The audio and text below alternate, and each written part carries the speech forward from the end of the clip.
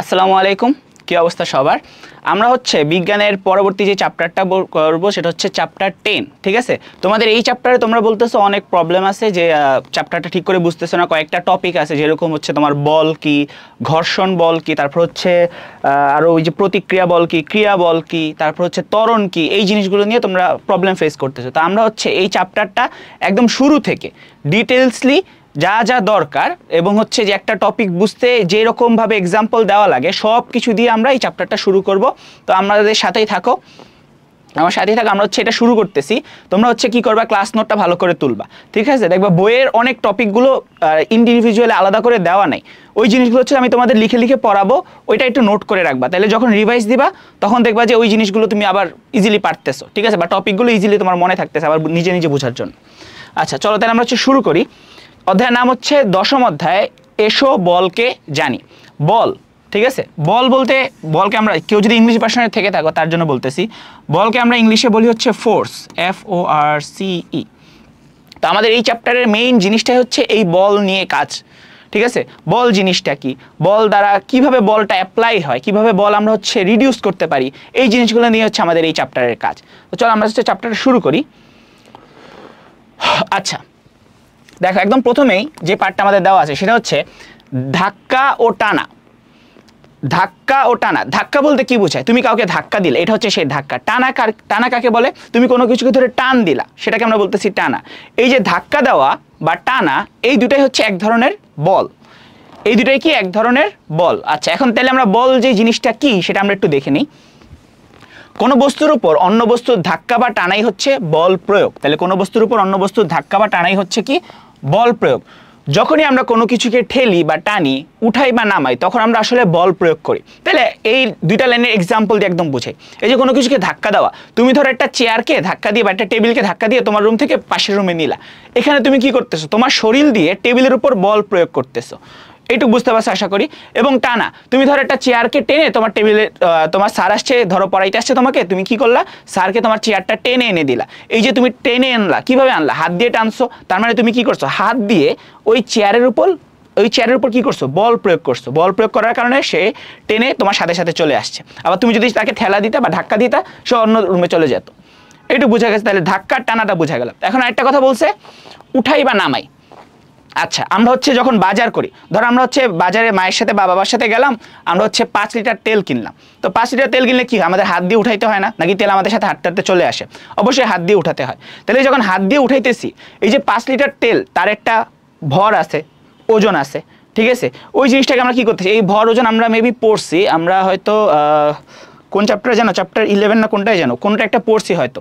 ঠিক আছে, যদি না পড়ে থাকে এইটুকু মাথায় রাখো, ওই যে তোমার ওজন কত, ধরো 50 কেজি, তো এটা হচ্ছে তোমার ওজন। সেমভাবে তেল হচ্ছে 5 কেজি, তো এটা হচ্ছে তেলের ওজন আমরা বলতেছি, ভর বলতেছি আর কি, সরি। তো আচ্ছা দেখো, এখন আমরা তেলটা তুলতেছি যখন, তখন কি হইতেছে, আমরা তেলের গ্যালনটা বা তেলের যে বোতলটা আছে সেটার উপর কি একটা ফোর্স অ্যাপ্লাই করতেছি। আমাদের হাত দিয়ে উপরে তোলার জন্য একটা ফোর্স অ্যাপ্লাই করতেছি, না হলে তো সেটা নিচেই থাকতো। যদি আমি শুধু ধরে রাখতাম, সেটাকে আর উপরে উঠতো বা সেটাকে আমি বয়ে নিয়ে সামনে চলতে পারতাম না। তো এই যে উঠানো, বা যখন আমি কি করতেছি, তেলের গ্যালনটাকে নামিয়ে রাখতেছি, তখন আমার কি বলটা নিচের দিকে কাজ করতেছে। তাইলে এই যে উঠানো, নামানো, ঠেলা, টানা, এগুলো কি এক এক ধরনের বল। এই সবগুলোর প্রয়োগই হচ্ছে এক এক ধরনের বল। আচ্ছা তারপরে দেখো, আমরা সবাই দেখেছি স্থির বস্তুর উপর বল প্রয়োগ করা হলে সেটি নড়ে, আবার নড়তে থাকা বস্তুর উপর বল প্রয়োগ করা হলে সেটি থামানো যায়। এই এক্সাম্পলটা আমরা, এটা জিনিসটা আমরা একটা এক্সাম্পল দিয়ে বলি। এখানে বলছে যে স্থির বস্তুর উপর বল প্রয়োগ করলে তাকে হচ্ছে সেটি নড়ে, আবার কি যেন বলছে, নড়তে থাকা বস্তুর উপর বল প্রয়োগ করলে সে আবার হচ্ছে কি থেমে যায়। এই জিনিসটা একটা এক্সাম্পল দিয়ে বুঝো। তোমাকে ধরো হচ্ছে স্থির বস্তুর উপর, স্থির বস্তু কোনটা, আমরা ধরি হচ্ছে স্থির বস্তু, এক্সাম্পল দেওয়া যায় হচ্ছে ধরো একটা চেয়ার, আবার চেয়ারের এক্সাম্পল দিই। চেয়ার হচ্ছে একটা স্থিরভাবে বসে এক জায়গায় মানে পড়ে থাকে, ওটাকে যখন আমরা কি করি, বল প্রয়োগ করি, তখন সে কি করে, সে হয়তো সামনে যায় বা পিছিয়ে আসে। যখন ধাক্কা দেয় তখন সামনে যায়, যখন টানি তখন পিছিয়ে আসে। ওকে, তাহলে এই যে স্থির বস্তুর উপর বল প্রয়োগ করলে তাকে আমরা কি করতে পারি, নাড়াতে পারি। আবার সেমভাবে কোনো একটা ধরো এই চলন্ত গাড়ি, ওই যে রিমোট কন্ট্রোল গাড়ি, ঠিক আছে, রিমোট কন্ট্রোল গাড়ি, তোমার রিমোট দিয়ে তুমি করতেছো, কিন্তু তোমার ছোটো ভাই কী করলো, ওই হাত দিয়ে গাড়িটাকে ধরে ফেললো। এখন সে কি আর মাটির মধ্যে চলতে পারবে না, কারণ তোমার ভাই কি করছে, ওই যে গাড়ি দিয়ে যে একটা ফোর্স তুমি অ্যাপ্লাই করতেছে। বা আচ্ছা ওইভাবে আমরা না বলতে পারি, আমরা হচ্ছে ধরো রিমোট কন্ট্রোল বলি না, আমরা হচ্ছে ধর নর্মালি যে চাকার গাড়িগুলো আছে ওইগুলোর কথা বলতেছি। তুমি কি করছো, হাত দিয়ে চালাইতেছো, কিন্তু কি করলো তোমার ছোট ভাই এসে সেটা থামিয়ে দিল। তাহলে সেখানে কি হইলো, এই যে একটা আগে থেকে এই যে একটা চলতে থাকা বস্তু তাকে কি করছে, থামিয়ে দিছে। কে থামিয়ে দিছে, তোমার ছোট ভাই। যার কারণে হচ্ছে কি বল প্রয়োগ করে সে থামিয়ে দিছে, যার কারণে তুমি গাড়িটা সামনে নিতে পারতেছো না। তাহলে বল প্রয়োগ করে কি করা যায়, একটা স্থির বস্তুকে নাড়ানো যায়, আবার একটা চলতে থাকা বস্তুকে থামিয়ে ফেলা যায়। ওকে, এটার আর এক্সাম্পল সুন্দর দেওয়া আছে, সেটা হচ্ছে গাড়ি যখন চলে। গাড়ি যখন চলে, যখন হচ্ছে নর্মালি প্রাইভেট কার, ট্রাক বলো, যাই বলো না কেন, টেম্পু, লেগুনা, যাই বলো না কেন, সেগুলো যখন চলতে থাকে, যখন আমরা ব্রেক করি গাড়িটা থেমে যায় না। যখন আমরা হচ্ছে কি ব্রেক করি তখন গাড়িটা থেমে যায়। এই যে ব্রেক করাই হচ্ছে একটা বল। ব্রেক করি যখন আমরা, এই জিনিসটাও কি এক ধরনের বলের কারণে হয়। তো এই বলটার কারণে হচ্ছে কি চলতে থাকা বস্তুটা থেমে যায়। তো এটা হচ্ছে তোমার চলতে থাকা বস্তুর এক্সাম্পল। আর এটা হচ্ছে কি স্থির বস্তুকে কীভাবে নাড়ানো যায়, সেটা তো বললাম যে চেয়ারকে যখন টানি বা ঠেলি, সেটা হচ্ছে কি আমরা স্থির বস্তুকে নাড়াই। আচ্ছা, এরপরে দেখো, নিউটন বল, ভর, জড়তা এবং গতির মধ্যে সম্পর্ক স্থাপন করে 3টি সূত্র প্রকাশ করেছেন বিজ্ঞানী Isaac Newton. Sir Isaac Newton কি করছে, বল, ভর, জড়তা ও গতি, এই 4টা জিনিসের মধ্যে সম্পর্ক স্থাপন করে 3টি সূত্র প্রদান করেছে। এটাই আমরা বলি নিউটনের সূত্র। নিউটনের সূত্র হচ্ছে 3টা, সেই 3টা সূত্র আমরা এই চ্যাপ্টারে পড়ব। 3টা সূত্র প্রদান করেছেন। এই 3টি সূত্র নিউটনের গতিসূত্র নামে পরিচিত। নিউটনের সূত্রগুলো কি নামে পরিচিত, নিউটনের গতিসূত্র নামে পরিচিত।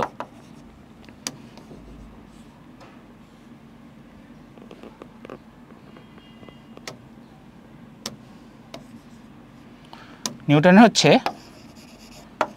গতি সূত্র নামে পরিচিত। নিউটনের প্রথম সূত্র থেকে আমরা বস্তুর জড়তা ও বল সম্পর্কে ধারণা পাই। নিউটনের প্রথম সূত্র থেকে আমরা কি পাই, নিউটনের প্রথম সূত্র থেকে হচ্ছে আমরা বস্তুর জড়তা এবং বল সম্পর্কে ধারণা পাই। এই জিনিসটা খেয়াল রাখতে হবে। এখন আমরা নিউটনের প্রথম সূত্রটা দেখবো যে নিউটনের প্রথম সূত্রটা কি। তার আগে হচ্ছে আমরা যে জিনিসগুলো দেখবো, জড়তা এবং বল। বল জিনিসটা কি সেটা আমরা অলরেডি একটু দেখে আসছি, একটু আইডিয়া হয়তো সবার হয়েছে যে বল জিনিসটা কি। এখন আমরা জড়তা জিনিসটা কি সেটা একটু দেখব। ওকে, আচ্ছা, আগে হচ্ছে নিউটনের প্রথম সূত্রটা দেখো। নিউটনের প্রথম সূত্র, এই সূত্রটা কিন্তু মুখস্থ রাখতে হবে, ঠিক আছে? এগুলো কিন্তু তোমার ক নাম্বারে দিয়ে দেয়, বলে যে নিউটনের প্রথম সূত্র লেখো, মানে জ্ঞানমূলক, সৃজনশীল জ্ঞানমূলকে দিয়ে দেয়, বলে হচ্ছে নিউটনের প্রথম সূত্রটা লেখো, তখন অবশ্যই লিখতে হবে। এই জিনিসটা মাথায় রাখবা।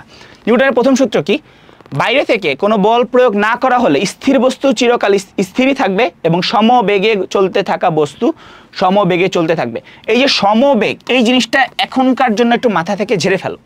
এই জিনিসটা এখনকার জন্য মাথা থেকে ঝেড়ে ফেলো। শুধু একটু মনে রাখো যে চলতে থাকা বস্তু অনিয়মিত কাল ধরে, মানে সারা জীবন চলতেই থাকবে। শুধু এই যে মাথায় রাখো যে স্থির, বাইরে থেকে কোনো বল প্রয়োগ করা না হলে স্থির বস্তু স্থিরই থাকবে এবং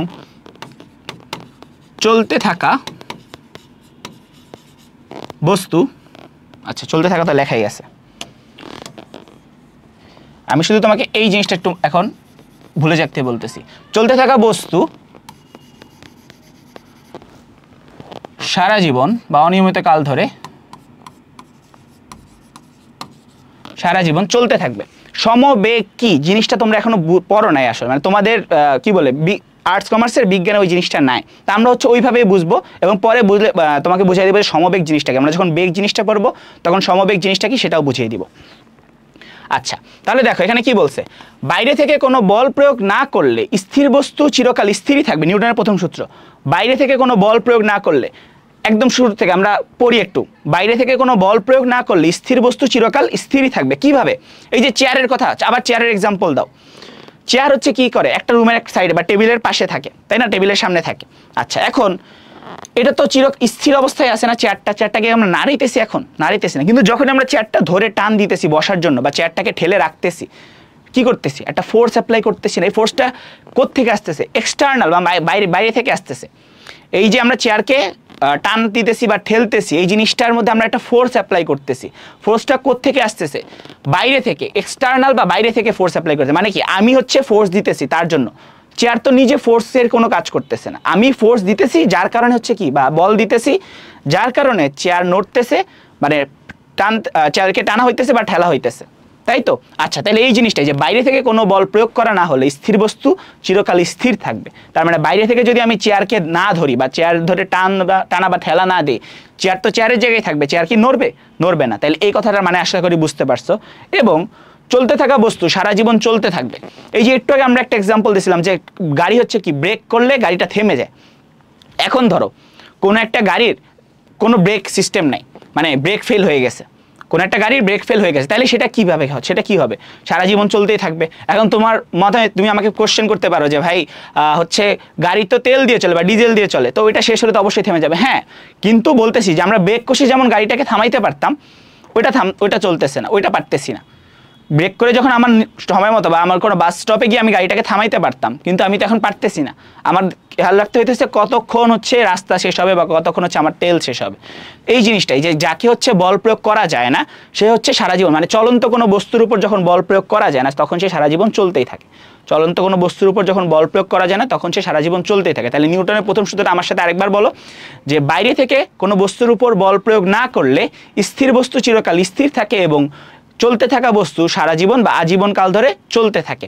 এটাকে হচ্ছে নিউটনের প্রথম সূত্র বলে। আচ্ছা, এখন একটু এর আগে স্লাইডে আমরা দেখলাম যে নিউটনের প্রথম সূত্র থেকে হচ্ছে দুইটা ধারণা পাওয়া যায়, কি কি, জড়তা আর বল। এখন বল জিনিসটাকে আমরা অলরেডি আশা করি বুঝতে পারছি কিছুটা হলেও, এখন জড়তা জিনিসটা কি সেটা আমরা দেখব। আচ্ছা দেখো, জড়তা, প্রত্যেক বস্তু যে অবস্থায় আছে সে অবস্থায় থাকতে চায়। বস্তু স্থির থাকলে স্থির থাকতে চায় আর গতিশীল থাকলে গতিশীল থাকতে চায়। বল প্রয়োগ না করা পর্যন্ত বস্তু যে অবস্থায় আসে সে অবস্থায় থাকতে চাওয়ার যে প্রবণতা সেটাই হচ্ছে কি, জড়তা। আচ্ছা, জিনিসটা আরেকবার একটু রিডিং করি, তারপর আমরা কি বলে এক্সাম্পল দিয়ে বুঝাই দিতেছি। প্রত্যেক বস্তু যে অবস্থায় আছে সে অবস্থায় থাকতে চায়। বস্তু স্থির থাকলে স্থির থাকতে চায় আর গতিশীল থাকলে গতিশীল থাকতে চায়।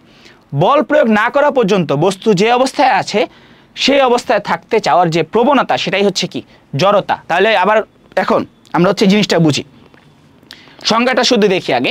বল প্রয়োগ না করা পর্যন্ত বস্তু যে অবস্থায় আছে সেই অবস্থায় থাকতে চাওয়ার যে প্রবণতা তাকে আমরা বলতেছি কি, জড়তা। একটা চেয়ার, আবার চেয়ার দিয়ে এক্সাম্পল দিই, একটা দিয়ে এক্সাম্পল দিলে আমরা হচ্ছে বুঝতে সুবিধা হয়। ধরো চেয়ারের ক্ষেত্রে, চেয়ারকে যখন কি চেয়ার স্থির অবস্থায় আছে, তাকে আমি 10 দিন 100 দিন 1 বছর ধরে ধরলাম না, সে তো তার ওই জায়গাতেই থাকবে, তাই না? সে কি কোনোভাবে নড়বে? কোনোভাবেই নড়বে না। তো এই যে বস্তুর একটা নিজের জায়গায় থাকার যে প্রবণতা, যে অবস্থানে ছিল সে সেই অবস্থানে থাকতে চায়, এটাকে আমরা কি বলতেছি, জড়তা বলতেছি। এটাকে আমরা কি বলতেছি, জড়তা। যে বস্তু যে অবস্থায় আছে চিরকাল সেই অবস্থায় থাকতে চাওয়ার যে প্রবণতা তাকে আমরা বলতেছি জড়তা। এখন তুমি বলতে পারো তাহলে কি ভাই খালি চেয়ার নড়তেছেন এটাই জড়তা? আমরা যে কথা বলতেছি, আমরা যে হাঁটতেছি চলতেছি, এখানে কি কোনো জড়তা নাই? অবশ্যই আছে। এখন জড়তা হচ্ছে কয় প্রকার? 2 প্রকার।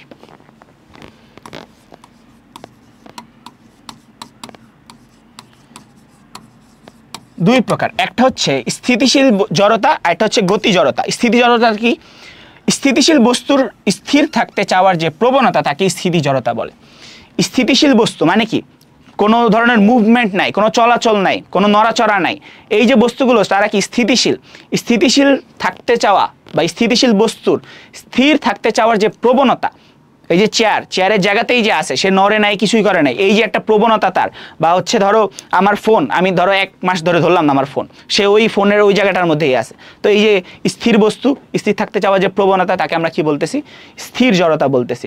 তাহলে গতি জড়তা জিনিসটা কি হবে? গতিশীল বস্তু সমবেগে গতিশীল থাকার যে প্রবণতা তাকে আমরা গতি জড়তা বলি। এই যে সমবেগ জিনিসটা, এটা এখনো মাথায় নিও না, এটা আমি পড়াবো তোমাদের একটু পরেই। যখন আমরা বেগ জিনিসটা দেখবো তখন আমরা সমবেগ জিনিসটা একবারে পড়িয়ে দিব। তাহলে দেখো, গতিশীল বস্তুর গতিশীল থাকতে চাওয়ার যে প্রবণতা তাকে আমরা কি বলি, গতি জড়তা। এখন কোয়েশ্চেন, গতি জড়তা একটা এক্সাম্পল দেন ভাই।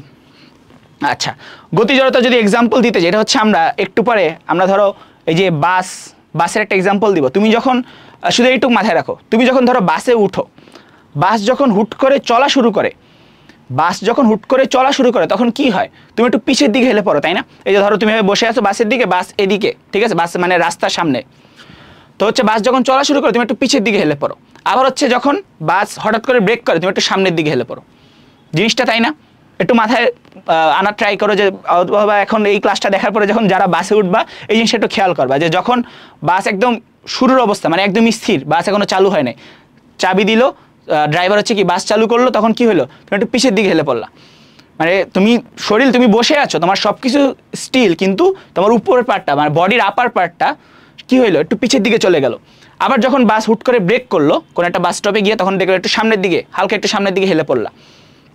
এই জিনিসটা হয় গতি জড়তা এবং স্থিতি জড়তার কারণে। তাহলে জড়তা জিনিসটা বুঝতে পারছো আশা করি। আরেকবার আমরা একটু রিক্যাপ করি। বল প্রয়োগ না করলে বা কোনো ধরনের বল প্রয়োগ না করলে স্থির বস্তু চিরকাল স্থির থাকার, কোনো বস্তু তার যে অবস্থায় আছে, হ্যাঁ, বল প্রয়োগ না করলে বস্তু যে অবস্থায় আছে সে অবস্থায় থাকতে চাওয়ার যে প্রবণতা তাকে আমরা কি বলতেছি? জড়তা। আবার বল প্রয়োগ না করলে বাহ্যিক কোনো বল বা বাইরে থেকে কোনো বল প্রয়োগ না করলে বস্তু যে অবস্থায় আছে চিরকাল সেই অবস্থায় থাকতে চাওয়ার যে প্রবণতা তাকে আমরা কি বলতেছি? জড়তা। এবং জড়তা হচ্ছে কয় প্রকার? দুই প্রকার, একটা হচ্ছে গতি জড়তা, একটা হচ্ছে স্থিতি জড়তা। স্থিতি জড়তাটা কি? স্থিতিশীল বস্তুর স্থির থাকতে চাওয়ার যে প্রবণতা তাকে আমরা বলতেছি স্থিতি জড়তা। স্থিতিশীল বস্তুর স্থির থাকতে চাওয়ার যে প্রবণতা তাকে আমরা কি বলতেছি? স্থিতি জড়তা। এবং গতিশীল বস্তুর গতিশীল থাকতে চাওয়ার যে প্রবণতা তাকে আমরা বলতেছি কি? গতি জড়তা। এখন আমরা একটা এক্সাম্পল দিয়ে, ভালো করে এক্সাম্পল দিয়ে বুঝি, বা আমাদের অনুধাবনমূলক কোশ্চেনে আসার মতো জিনিসটা দিয়ে একটু বুঝি যে জড়তা জিনিসটা মেইনলি কি। আচ্ছা দেখো, জড়তার ব্যবহারিক অভিজ্ঞতা। থেমে থাকা বাস হঠাৎ চলতে শুরু করলে বাস যাত্রীরা পিছনের দিকে হেলে পড়েন। ওই যেটা বললাম যে বাস হচ্ছে ওইদিকে চলবে, ঠিক আছে, আমরা এদিকে বসলাম, বাসের সিটে বসলাম, যখন বাস চলা শুরু করলাম আমরা একটু পিছের দিকে হেলে পড়লাম, মানে আমাদের বডির আপার পার্ট যেটা সেটা একটু পিছের দিকে চলে গেল, লোয়ার পার্ট নিজের জায়গার মধ্যেই আছে। আচ্ছা এখন দেখো কি বলছে, থেমে থাকা বাস হঠাৎ চলতে শুরু করলে বাস যাত্রীরা পিছনের দিকে হেলে পড়ে জড়তার কারণে। বাস যাত্রীরা পিছনের দিকে হেলে পড়ে কিসের কারণে? জড়তার কারণে। বাস যখন থেমে থাকে তখন যাত্রীর শরীরও স্থির থাকে। বাস যখন থেমে থাকে, বাসের মধ্যে তুমি সিটের মধ্যে বসছো, তুমি কি নড়াচড়া করতেছো? তুমি চুপ করে বসেই আসো, তাহলে তোমার শরীরও স্থির, বাসও স্থির। বাস যখন একদম চলা শুরু করে না তখনের কথা বলতেছি। কিন্তু হঠাৎ বাস চলতে শুরু করলে যাত্রীদের শরীরে বাসের সিটে বসে থাকা বাস সংলগ্ন অংশ গতিশীল হয়, কিন্তু শরীরের উপরের অংশ জড়তার কারণে স্থির থাকে এবং স্থির থাকতে চায় বলে পিছনের দিকে হেলে পড়ে। তাহলে জড়তা জিনিসটা কি ছিল সেটা মনে আছে তো? মাত্রই পড়লাম যে বস্তু যে অবস্থায় আছে সেই অবস্থায় থাকতে চাওয়া যে প্রবণতা তাকে আমরা বলতেছি জড়তা। এই এক্সাম্পলটা আমরা একটু ভেঙে ভেঙে বোঝার ট্রাই করি, ঠিক আছে? এটা কিন্তু অনুধাবকমূলক, মানে তোমাদের যে খ নাম্বার বা অনুধাবনমূলক কোশ্চেনে আসার মতো অনেক ইম্পর্টেন্ট একটা টপিক। ধরো আমরা বাসের মধ্যে কি করছি? বসে আছি, বাস স্থির, আমরাও বসে আছি, আমাদের শরীরকে আমরা দুই ভাগে ভাগ করতেছি। একটা হচ্ছে লোয়ার বডি পার্ট, মানে শরীরের নিচের অংশ বাসের মধ্যে যেটা লেগে আছে বা বাসের মধ্যে সিটের মধ্যে আমরা যে বসে আছি ওইটুকু অংশ, এবং আমাদের শরীরের আপার পার্ট। আচ্ছা এখন পুরো শরীর আমাদের স্থির, বাসও স্থির, কেউ নড়াচড়া করতেছে না। এখন বাসের মধ্যে যাত্রী সব উঠে গেল, বাস এখন ছাড়া শুরু করবে। বাস যখন হঠাৎ করে চলতে শুরু করলো, কি হইলো? আমাদের শরীরটা স্থির ছিল প্রথমে, বাসও স্থির ছিল, কিন্তু বাস যখন চলতে শুরু করলো বাসের সাথে আমাদের শরীরের যে অংশটা বাসের সাথে লেগে আছে, মানে আমরা যে বসে আছি লোয়ার বডি পার্ট, নিচে শরীরের নিচের পার্টটা, সেটা কি হইতেছে? বাসের সাথে গতিশীল হওয়া শুরু করছে। কেন? বাস চলা শুরু করছে মানে কি? সেই গতিশীল হইতেছে। তাহলে যখন আমরা বাসের মধ্যে বসে আছি আমাদের নিচের অংশটা কি হইতেছে? গতিশীল হইতেছে, কিন্তু উপরের অংশটা বাসের সাথে লেগে নাই।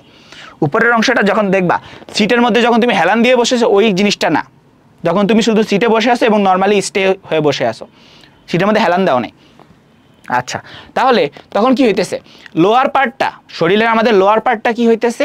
বাসের সাথে গতিশীল হইতেছে, কিন্তু উপরের পার্ট যেটা সেটা কি অবস্থায়? স্থির অবস্থায় আছে, এবং সেই স্থির অবস্থায় যে থাকতে চায় এইটার কারণে সে একটু পিছের দিকে হেলে পড়ে।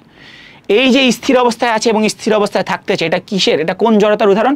স্থিতি জড়তা।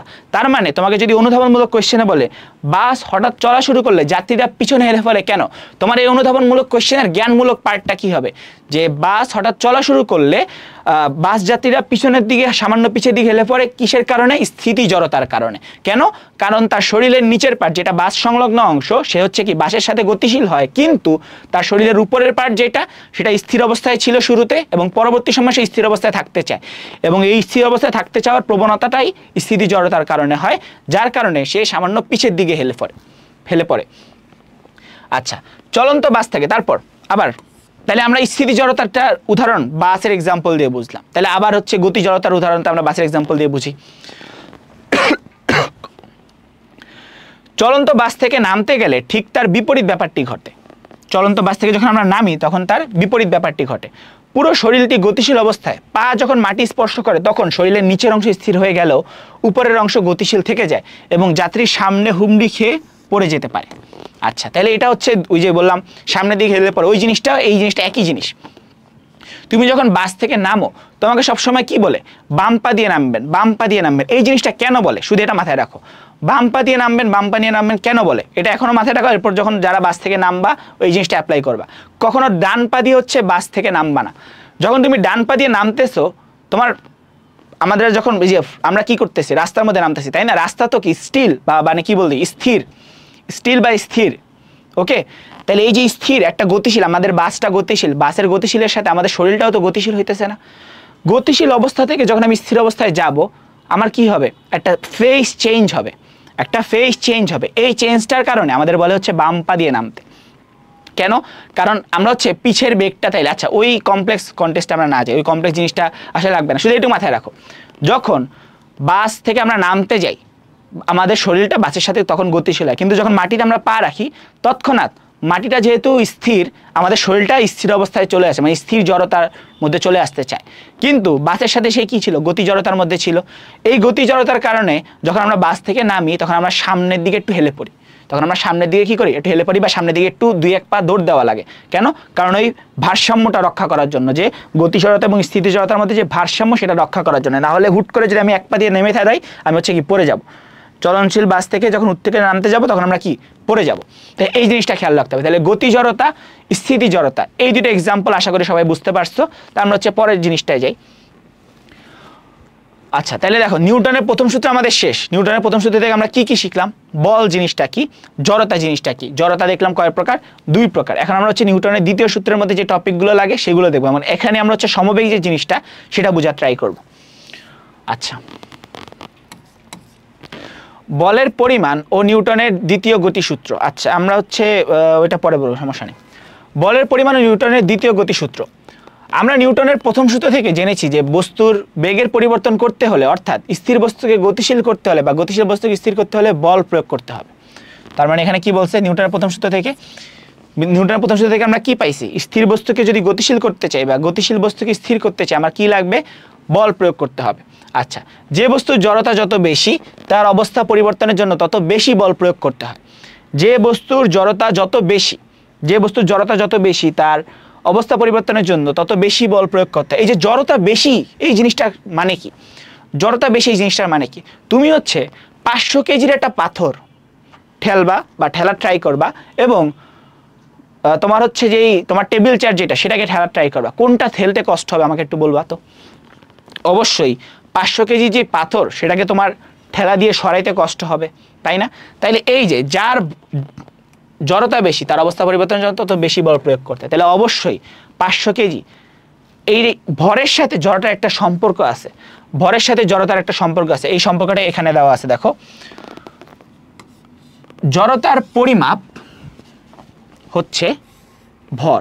সুতরাং যে বস্তুর ভর যত বেশি হবে, গতির পরিবর্তন করতে হলে সেই বস্তুর উপর তত বেশি বল প্রয়োগ করতে হবে। মানে ওই বস্তুর জড়তা ভাঙতে তত বেশি বল প্রয়োগ করতে হবে। তাহলে দেখো, কোনো বস্তু 500 কেজি আর কোনোটা হচ্ছে 5 কেজি, কোনটার জড়তা বা সব দুইটাই স্থির অবস্থায় আছে, কোনটার জড়তা ভাঙতে তোমার বেশি বল প্রয়োগ করতে হবে? অবশ্যই 500 কেজি যেটা, তাই না? তাহলে এই যে ভর হচ্ছে জড়তার পরিমাপ, এই জিনিসটা কিন্তু এমসিকিউতে আসে। ভর হচ্ছে জড়তার পরিমাপ, এটা আবার তোমার অনুধাবনেও আসে। এক্সপ্লেইন করো যে ভর হচ্ছে, ব্যাখ্যা করো ভর হচ্ছে জড়তার পরিমাপ। কিভাবে? যার ভর বেশি তার জড়তা বেশি, যার ভর বেশি তার জড়তা বেশি। কেন বেশি? এই যে এক্সাম্পল দেবো, যে 500 কেজির একটা পাথর যখন আমরা ঠেলতে যাব, 500 কেজির একটা পাথরের উপর যখন আমরা বল প্রয়োগ করতে যাব, তার অবস্থানে পরিবর্তন করতে যেইটুকু বল প্রয়োগ করা লাগবে তার থেকে 1000 গুণ কম বল প্রয়োগ করা লাগবে যদি আমরা একটা 5 কেজির কোনো বস্তুর অবস্থান পরিবর্তন করতে চাই বল প্রয়োগ করে। ঠিক আছে? তাহলে এই জিনিসটা দ্বারা আমরা বল হচ্ছে জড়তার পরিমাপ, এটা এক্সপ্লেন করতে পারবো। আচ্ছা, এরপর দেখো, একটি নির্দিষ্ট বস্তুর একটি নির্দিষ্ট ভরের বস্তুর উপর কতখানি বল প্রয়োগ করা হলে বস্তুটির বেগের কতখানি পরিবর্তিত হবে, নিউটনের দ্বিতীয় সূত্রে সেটি ব্যাখ্যা করা আছে। আচ্ছা, তাহলে কি ব্যাখ্যা করা আছে? কতটুকু বল প্রয়োগ করলে বস্তুটির বেগের কতখানি পরিবর্তন হবে, কতটুকু বল প্রয়োগ করলে কতটুকু বেগ পরিবর্তন হবে, সেটা কি দেওয়া আছে? নিউটনের দ্বিতীয় সূত্রে ব্যাখ্যা করা আছে। তবে নিউটনের দ্বিতীয় সূত্রটি জানার আগে আমাদের দুটো রাশির কথা জানতে হবে, একটি হচ্ছে ভরবেগ, আরেকটি হচ্ছে ত্বরণ। তাহলে নিউটনের দ্বিতীয় সূত্র থেকে আমরা দুইটা জিনিস জানবো। প্রথম সূত্র থেকে কি কি জানছি? বল আর হচ্ছে জড়তা। দ্বিতীয় সূত্র থেকে আমরা কি কি জানবো? ভরবেগ আর হচ্ছে কি ত্বরণ। তাহলে দেখো, আমরা হচ্ছে পরেরটাই যাই। আচ্ছা, তারপরের পার্ট হচ্ছে, এর আগে আমরা দেখে আসছিলাম নিউটনের দ্বিতীয় সূত্র থেকে আমরা দুইটা জিনিস শিখতে পারবো। কি কি? সেটা হচ্ছে একটা ভরবেগ আর একটা হচ্ছে কি ত্বরণ। এখন আমরা দেখি আগে এই দুইটা জিনিস কি, তারপর আমরা নিউটনের দ্বিতীয় সূত্র কি সেটা দেখব। ওকে, আচ্ছা, ভরবেগ জিনিসটাকে আগে দেখি। ভরবেগ হচ্ছে ভর এবং বেগের গুণফল। ভরবেগ কি? ভর মানে আমরা কি বলি, ওই যে 5 কেজি 10 কেজি যেটাই বলি না কেন, সেটাকে আমরা প্রকাশ করি হচ্ছে এম দিয়ে। আমরা সবগুলো রাশি কি কি দিয়ে প্রকাশ করে সেটা আমরা দেখব একদম লাস্টে, বা এই জিনিসটা পড়ানোর পরে, নিউটনের সূত্রগুলো পড়ানোর পরে আমরা হচ্ছে সবগুলো জিনিস আলাদা করে দেখব যে কোনটাকে কি দিয়ে প্রকাশ করে। আচ্ছা, এম এবং বেগের গুণফল, বেগ কি? ভি। বেগকে আমরা প্রকাশ করি হচ্ছে ভি, ইংরেজিতে বলা হচ্ছে ভেলোসিটি। আচ্ছা, গুণফল অর্থাৎ কোনো বস্তুর ভর এবং বেগ হলে, ভর এবং বেগের গুণফল হলে ভরবেগ পি হচ্ছে, বস্তুর ভর এবং বেগ হলে ভরবেগ পি হচ্ছে P is equal to M B. M V মানে কি? ভরবেগ মানে হচ্ছে ভর ইন্টু বেগ। ওকে, এইটুকু আশা করি বুঝতে পারছো। এখন বেগ জিনিসটা কি সেটা আমরা এখন দেখব। আচ্ছা দেখো, বেগ জিনিসটা কি? একক সময়ে অতিক্রান্ত দূরত্বকে বেগ বলে। একক সময়ে অতিক্রান্ত দূরত্বকে আমরা কি বলতেছি? বেগ বলতেছি। একক সময়ে অতিক্রান্ত দূরত্ব জিনিসটা কি? একদম ইজিভাবে বোঝার ট্রাই করো। একটা গাড়ি প্রথমে একদম শুরুর অবস্থা, ধরো একটা গাড়ি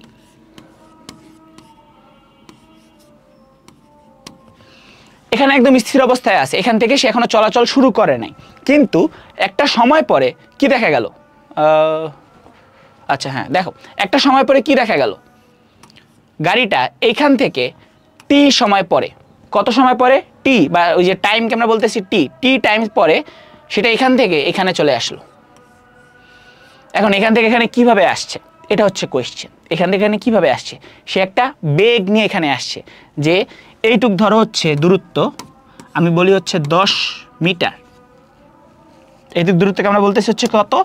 আচ্ছা তোমাদের জন্য হচ্ছে একটু ইয়েতে লিখি। এইটুক দূরত্বকে ধরো আমি বলতেছি কত? 10 মিটার। এই যে 10 মিটার দূরত্ব সে টি সময়ে চলে আসছে, কি নিয়ে আসছে? একটা বেগ নিয়ে আসছে। এই বেগটাকে আমরা বলতেছি কি? ভি। ওকে, তাহলে এই জিনিসটা বুঝতে পারছো। বেগ মানে বেগ মানে কি সেটা আশা করি বুঝতে পারছো, যে একক সময়। একক সময় বলতে টি ইজ ইকুয়াল টু 1, মানে কি?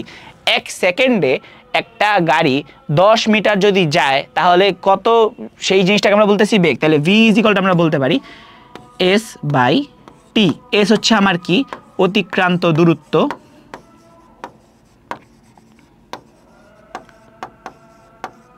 টি হচ্ছে কি?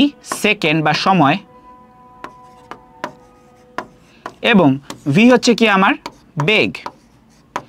তাহলে একক সময়ে অতিক্রান্ত দূরত্বকে আমরা বলতেছি বেগ। যে 1 সেকেন্ডে কোনো গাড়ি কত দূরে যায় তাকে আমরা বলতেছি কি? তার বেগ। 1 সেকেন্ডে কোনো গাড়ি কত দূরত্ব অতিক্রম করে বা কত দূরত্ব যায় তাকে আমরা বলতেছি কি? ওই গাড়িটার বেগ।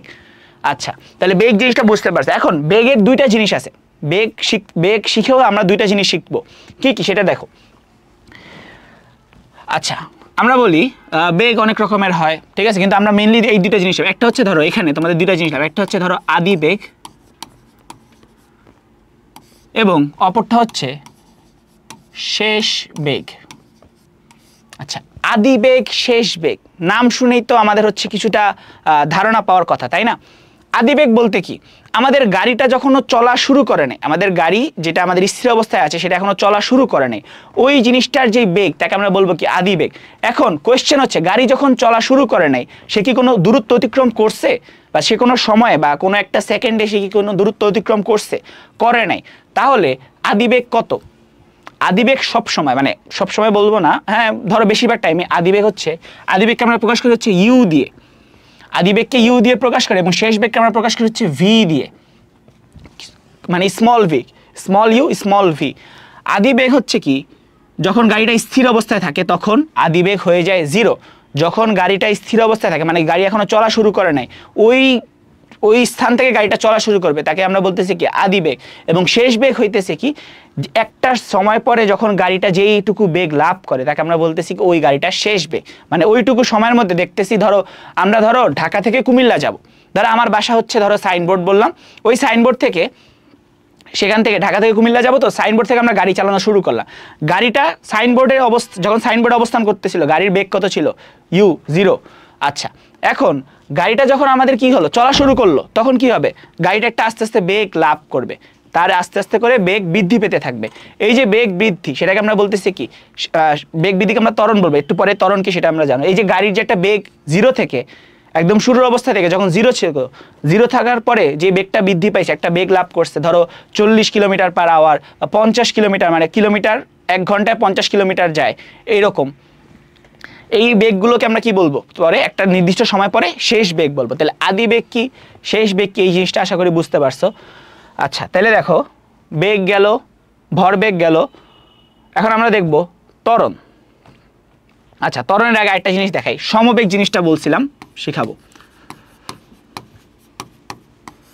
আচ্ছা, সমবেগ, সম বলতে আমরা কি বুঝাইতেছি, সমান, তাই না?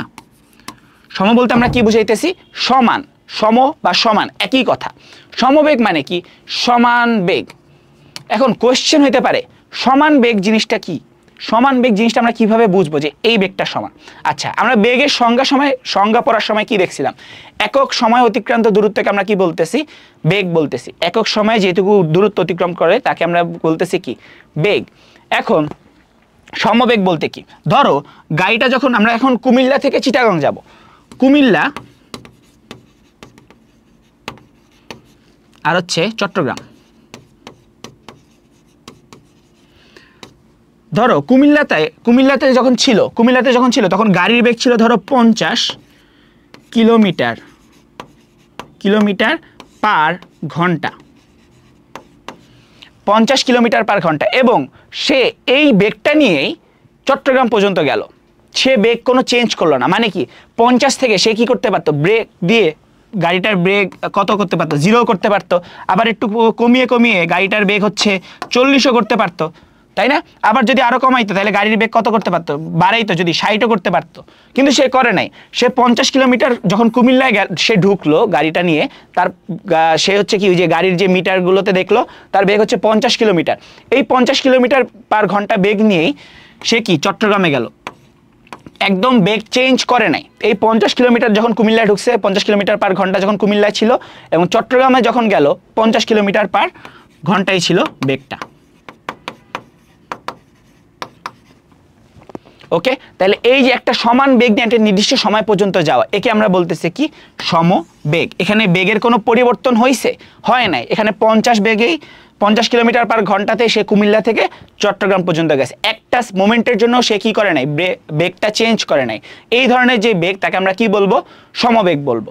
ওকে, তাহলে এখন ওই যে নিউটনের প্রথম সূত্রে না জড়তার মধ্যে ছিল, কই জানো,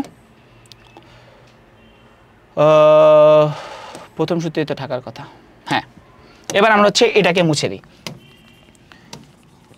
যে বস্তু স্থির থাকবে এবং সমবেগে চলতে থাকা বস্তু সমবেগে চলতে থাকবে। তাহলে সমবেগে চলতে থাকা বস্তু কিভাবে সমবেগে চলতে থাকবে, কোশ্চেন হচ্ছে এটা, তাই না?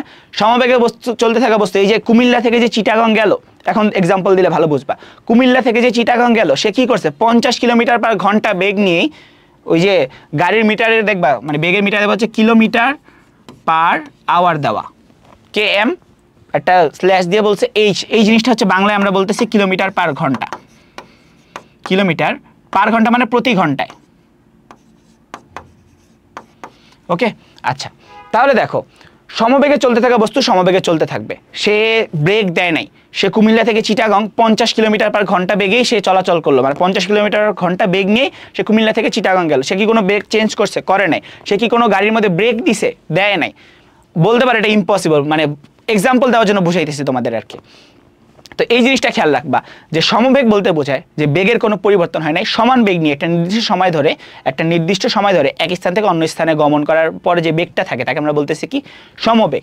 এখানে কোনো বেগের চেঞ্জ হবে না, কোনো বেগের পরিবর্তন হবে না, তাহলে সমবেগে চলতে থাকা বস্তু সমবেগে চলতে থাকবে। তাহলে আমরা কি ব্রেক করছি, কোনো বল প্রয়োগ করছি এই জিনিসটার উপর, ব্রেক করে এই যে কুমিল্লা থেকে চিটাগং গেল, কোনো ব্রেক করে আমরা বল প্রয়োগ করছি, করে নাই। সে 50 ছিল, 50 চলে গেছে, তাহলে এই সমবেগে চলতে থাকা বস্তু সমবেগে চলতে থাকবে। তাহলে এই জিনিসটাকে আমরা বলতেছি কি, নিউটনের প্রথম সূত্র। ওকে, তাহলে এই জিনিসটা বুঝতে পারছো আশা করি।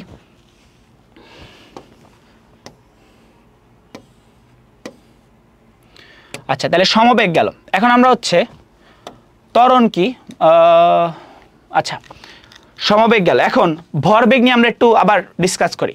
ভরবেগ জিনিসটা কি ছিল, ভর এবং বেগের গুণফল। ভর কি সেটা আমরা বুঝে গেছি অলরেডি, বেগ কি সেটাও মাত্র জানলাম, যে একক সময় অতিক্রান্ত দূরত্বের হারকে আমরা বলতেছি কি, বেগ বলতেছি। একক সময় অতিক্রান্ত দূরত্বের পরিবর্তন, অতিক্রান্ত দূরত্বকে বা অতিক্রান্ত দূরত্বের হারকে আমরা বলতেছি কি, বেগ। এখন ভরবেগ জিনিসটা কি ছিল, P equal to M V, তাই না? পি মানে কি ভরবেগ, এম মানে হচ্ছে ভর, এবং ভি মানে হচ্ছে কি বেগ, তাই তো? আচ্ছা, এখন ভি কি আমরা কি দ্বারা প্রকাশ করছি, শেষ বেগ বলছি না, ভি কে আমরা কি বলছি, শেষ বেগ। ভি হচ্ছে আমাদের শেষ বেগ, ওকে, ভি হচ্ছে আমাদের কি শেষ বেগ। তাহলে যদি আমরা বলি P is equal to M U, এটা কি কোনো ভুল হবে? এটা কি ভুল হওয়ার সম্ভাবনা আছে? না, এটা ভুল না। কেন ভুল না? ইউ তো আমাদের বেগ, ইউ আমাদের বেগ না? ইউ আমাদের কোন ধরনের বেগ? ইউ হচ্ছে আমাদের আদি বেগ। ইউ হচ্ছে আমাদের কি আদি বেগ। কেন আদি বেগ? এখন হচ্ছে জিনিসটা বোঝাই। এখন আমরা একটু মুছি।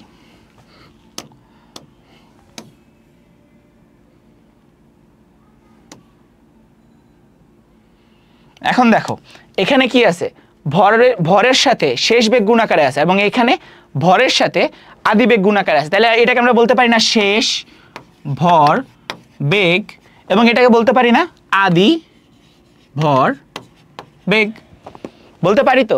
তাহলে এই দুইটা জিনিস হচ্ছে আমরা এখন একত্র করব, যে P is equal to M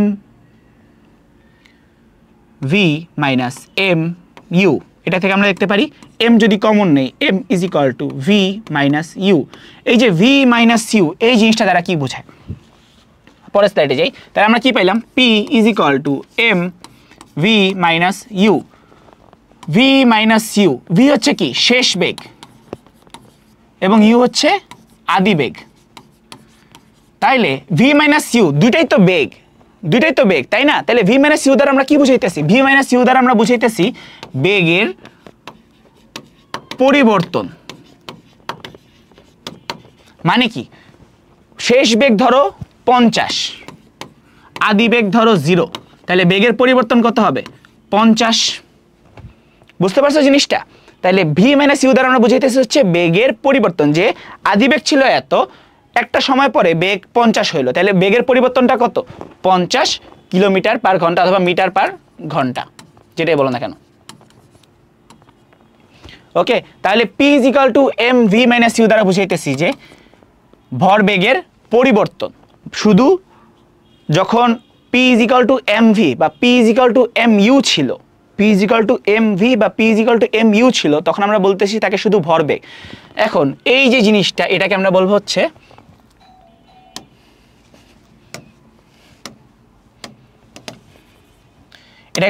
আমরা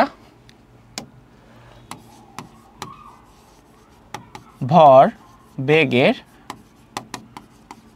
পরিবর্তন।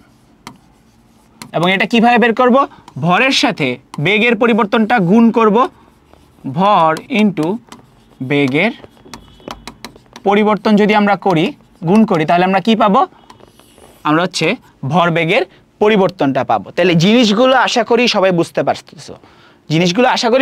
পারতেছো, যে ভর কোনটা, বেগ কোনটা, আদি বেগ কোনটা, শেষ বেগ কোনটা, এই দুইটার মাঝে যে পরিবর্তন বা পার্থক্য, তাকে আমরা বলতেছি কি বেগের পরিবর্তন। এবং এই দুইটার সাথে কোনো একটা বস্তুর যখন ভর অ্যাড হবে বা গুণ হবে, তখন আমরা কি করব, তখন আমরা তাকে বলবো ভর বেগের পরিবর্তন। আচ্ছা, তারপর দেখো ত্বরণ জিনিসটা কি, আমরা মাত্র দেখে আসছি বেগ, বেগের সাথে হচ্ছে আদি বেগ শেষ বেগ, এই দুটো জিনিস দেখছি। এখন এই বেগের সাথে হচ্ছে আমাদের ত্বরণের সম্পর্ক আছে। ত্বরণ জিনিসটা কি সেটা আমরা দেখি।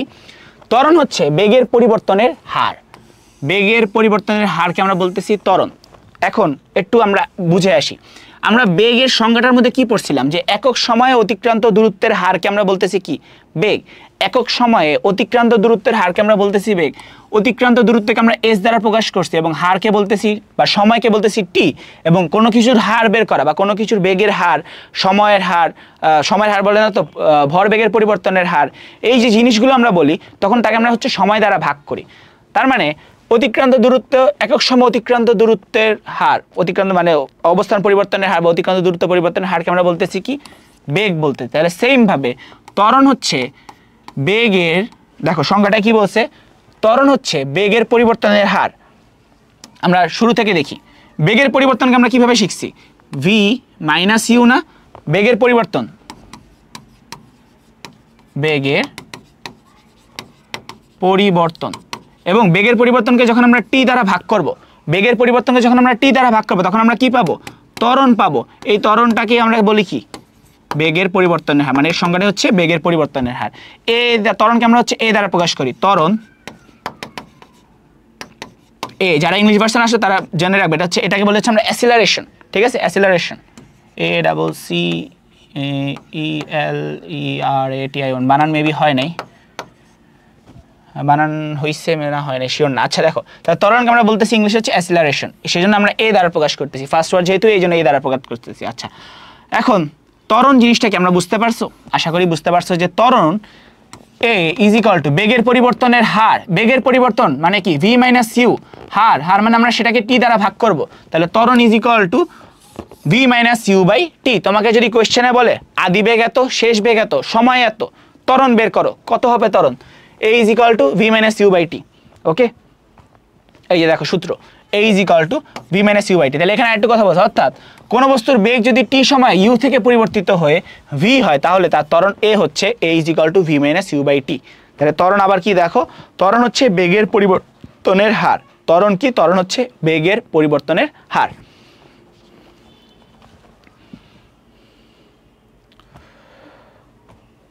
আচ্ছা, তারপরে দেখো, এখন আমরা হচ্ছে নিউটনের দ্বিতীয় সূত্রের জন্য আমাদের যে দুইটা জিনিস লাগতো, ভরবেগ এবং ত্বরণ, এই দুইটা জিনিস আমরা অলরেডি দেখে ফেলছি।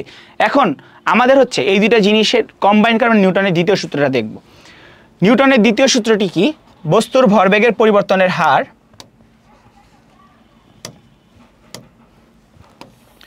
বস্তুর ভরবেগের পরিবর্তনের হার তার উপর প্রযুক্ত বলের সমানুপাতিক। নিউটনের দ্বিতীয় সূত্রটা কি? নিউটনের দ্বিতীয় সূত্র হচ্ছে বস্তুর ভরবেগের পরিবর্তনের হার, ভরবেগের পরিবর্তনের হার, ভরবেগের পরিবর্তনের হার, ভরবেগের পরিবর্তনের। আচ্ছা দেখো, আমরা সিম্পলিফাই করি।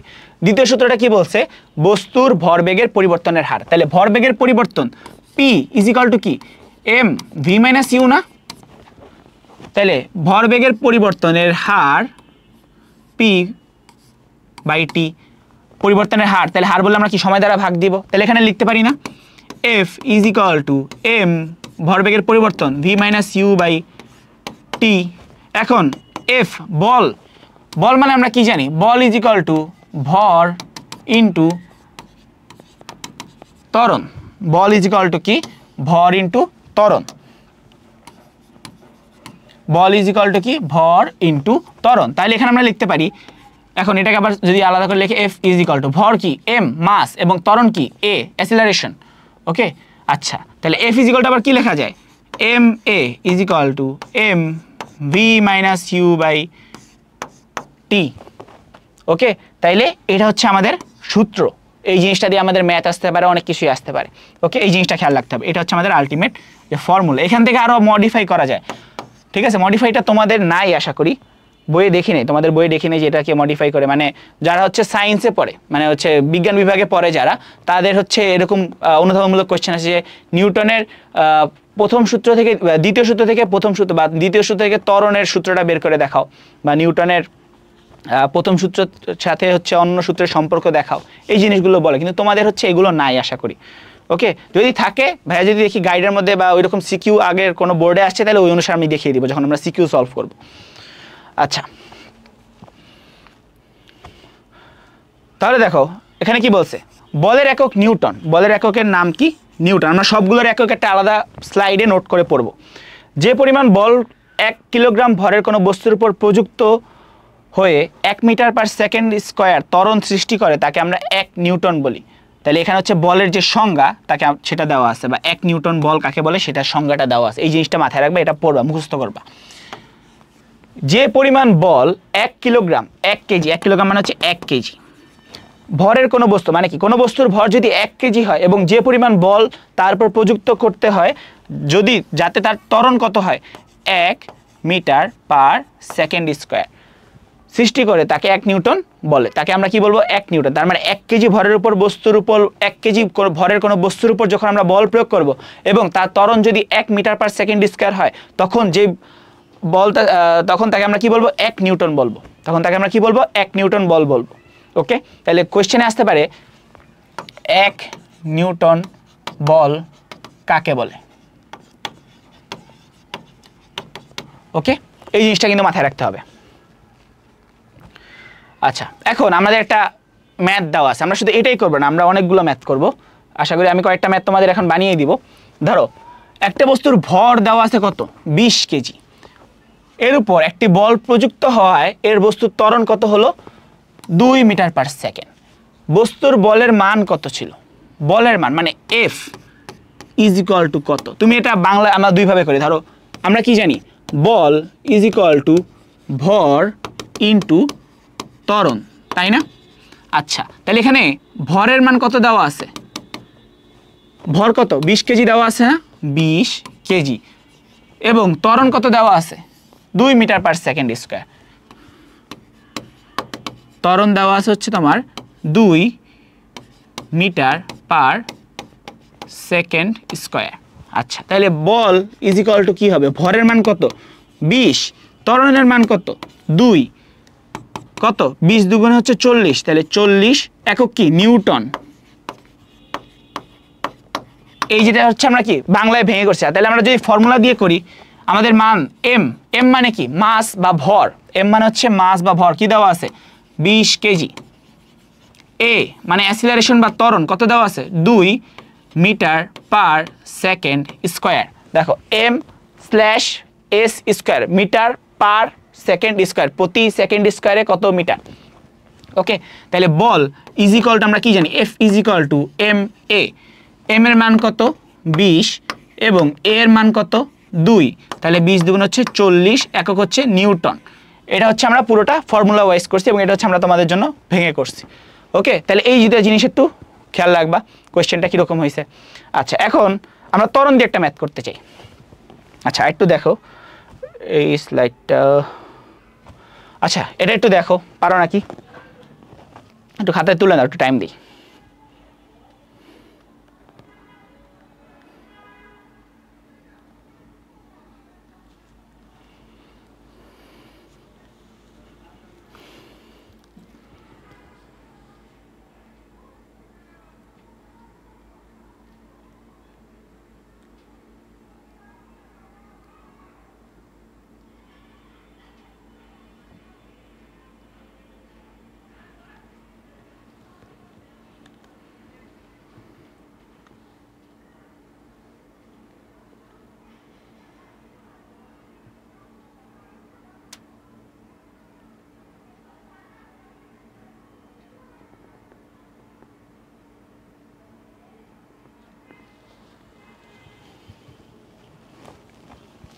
আচ্ছা, তাহলে দেখো আমরা আবার শুরু করি। পেজ কি খুলছিলাম? আচ্ছা, ধরো আরেকটা ম্যাথ দিই তোমাদের, এটা 2 নম্বর ম্যাথ। ধরো কোনো গাড়ির, কোনো বাসের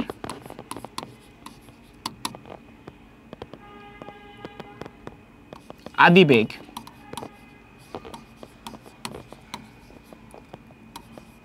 5, বাংলায় লিখি আমরা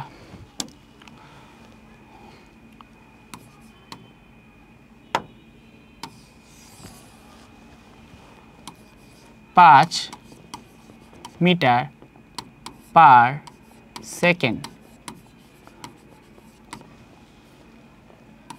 শেষ বেগ 15 মিটার পার সেকেন্ড। গাড়িটি 10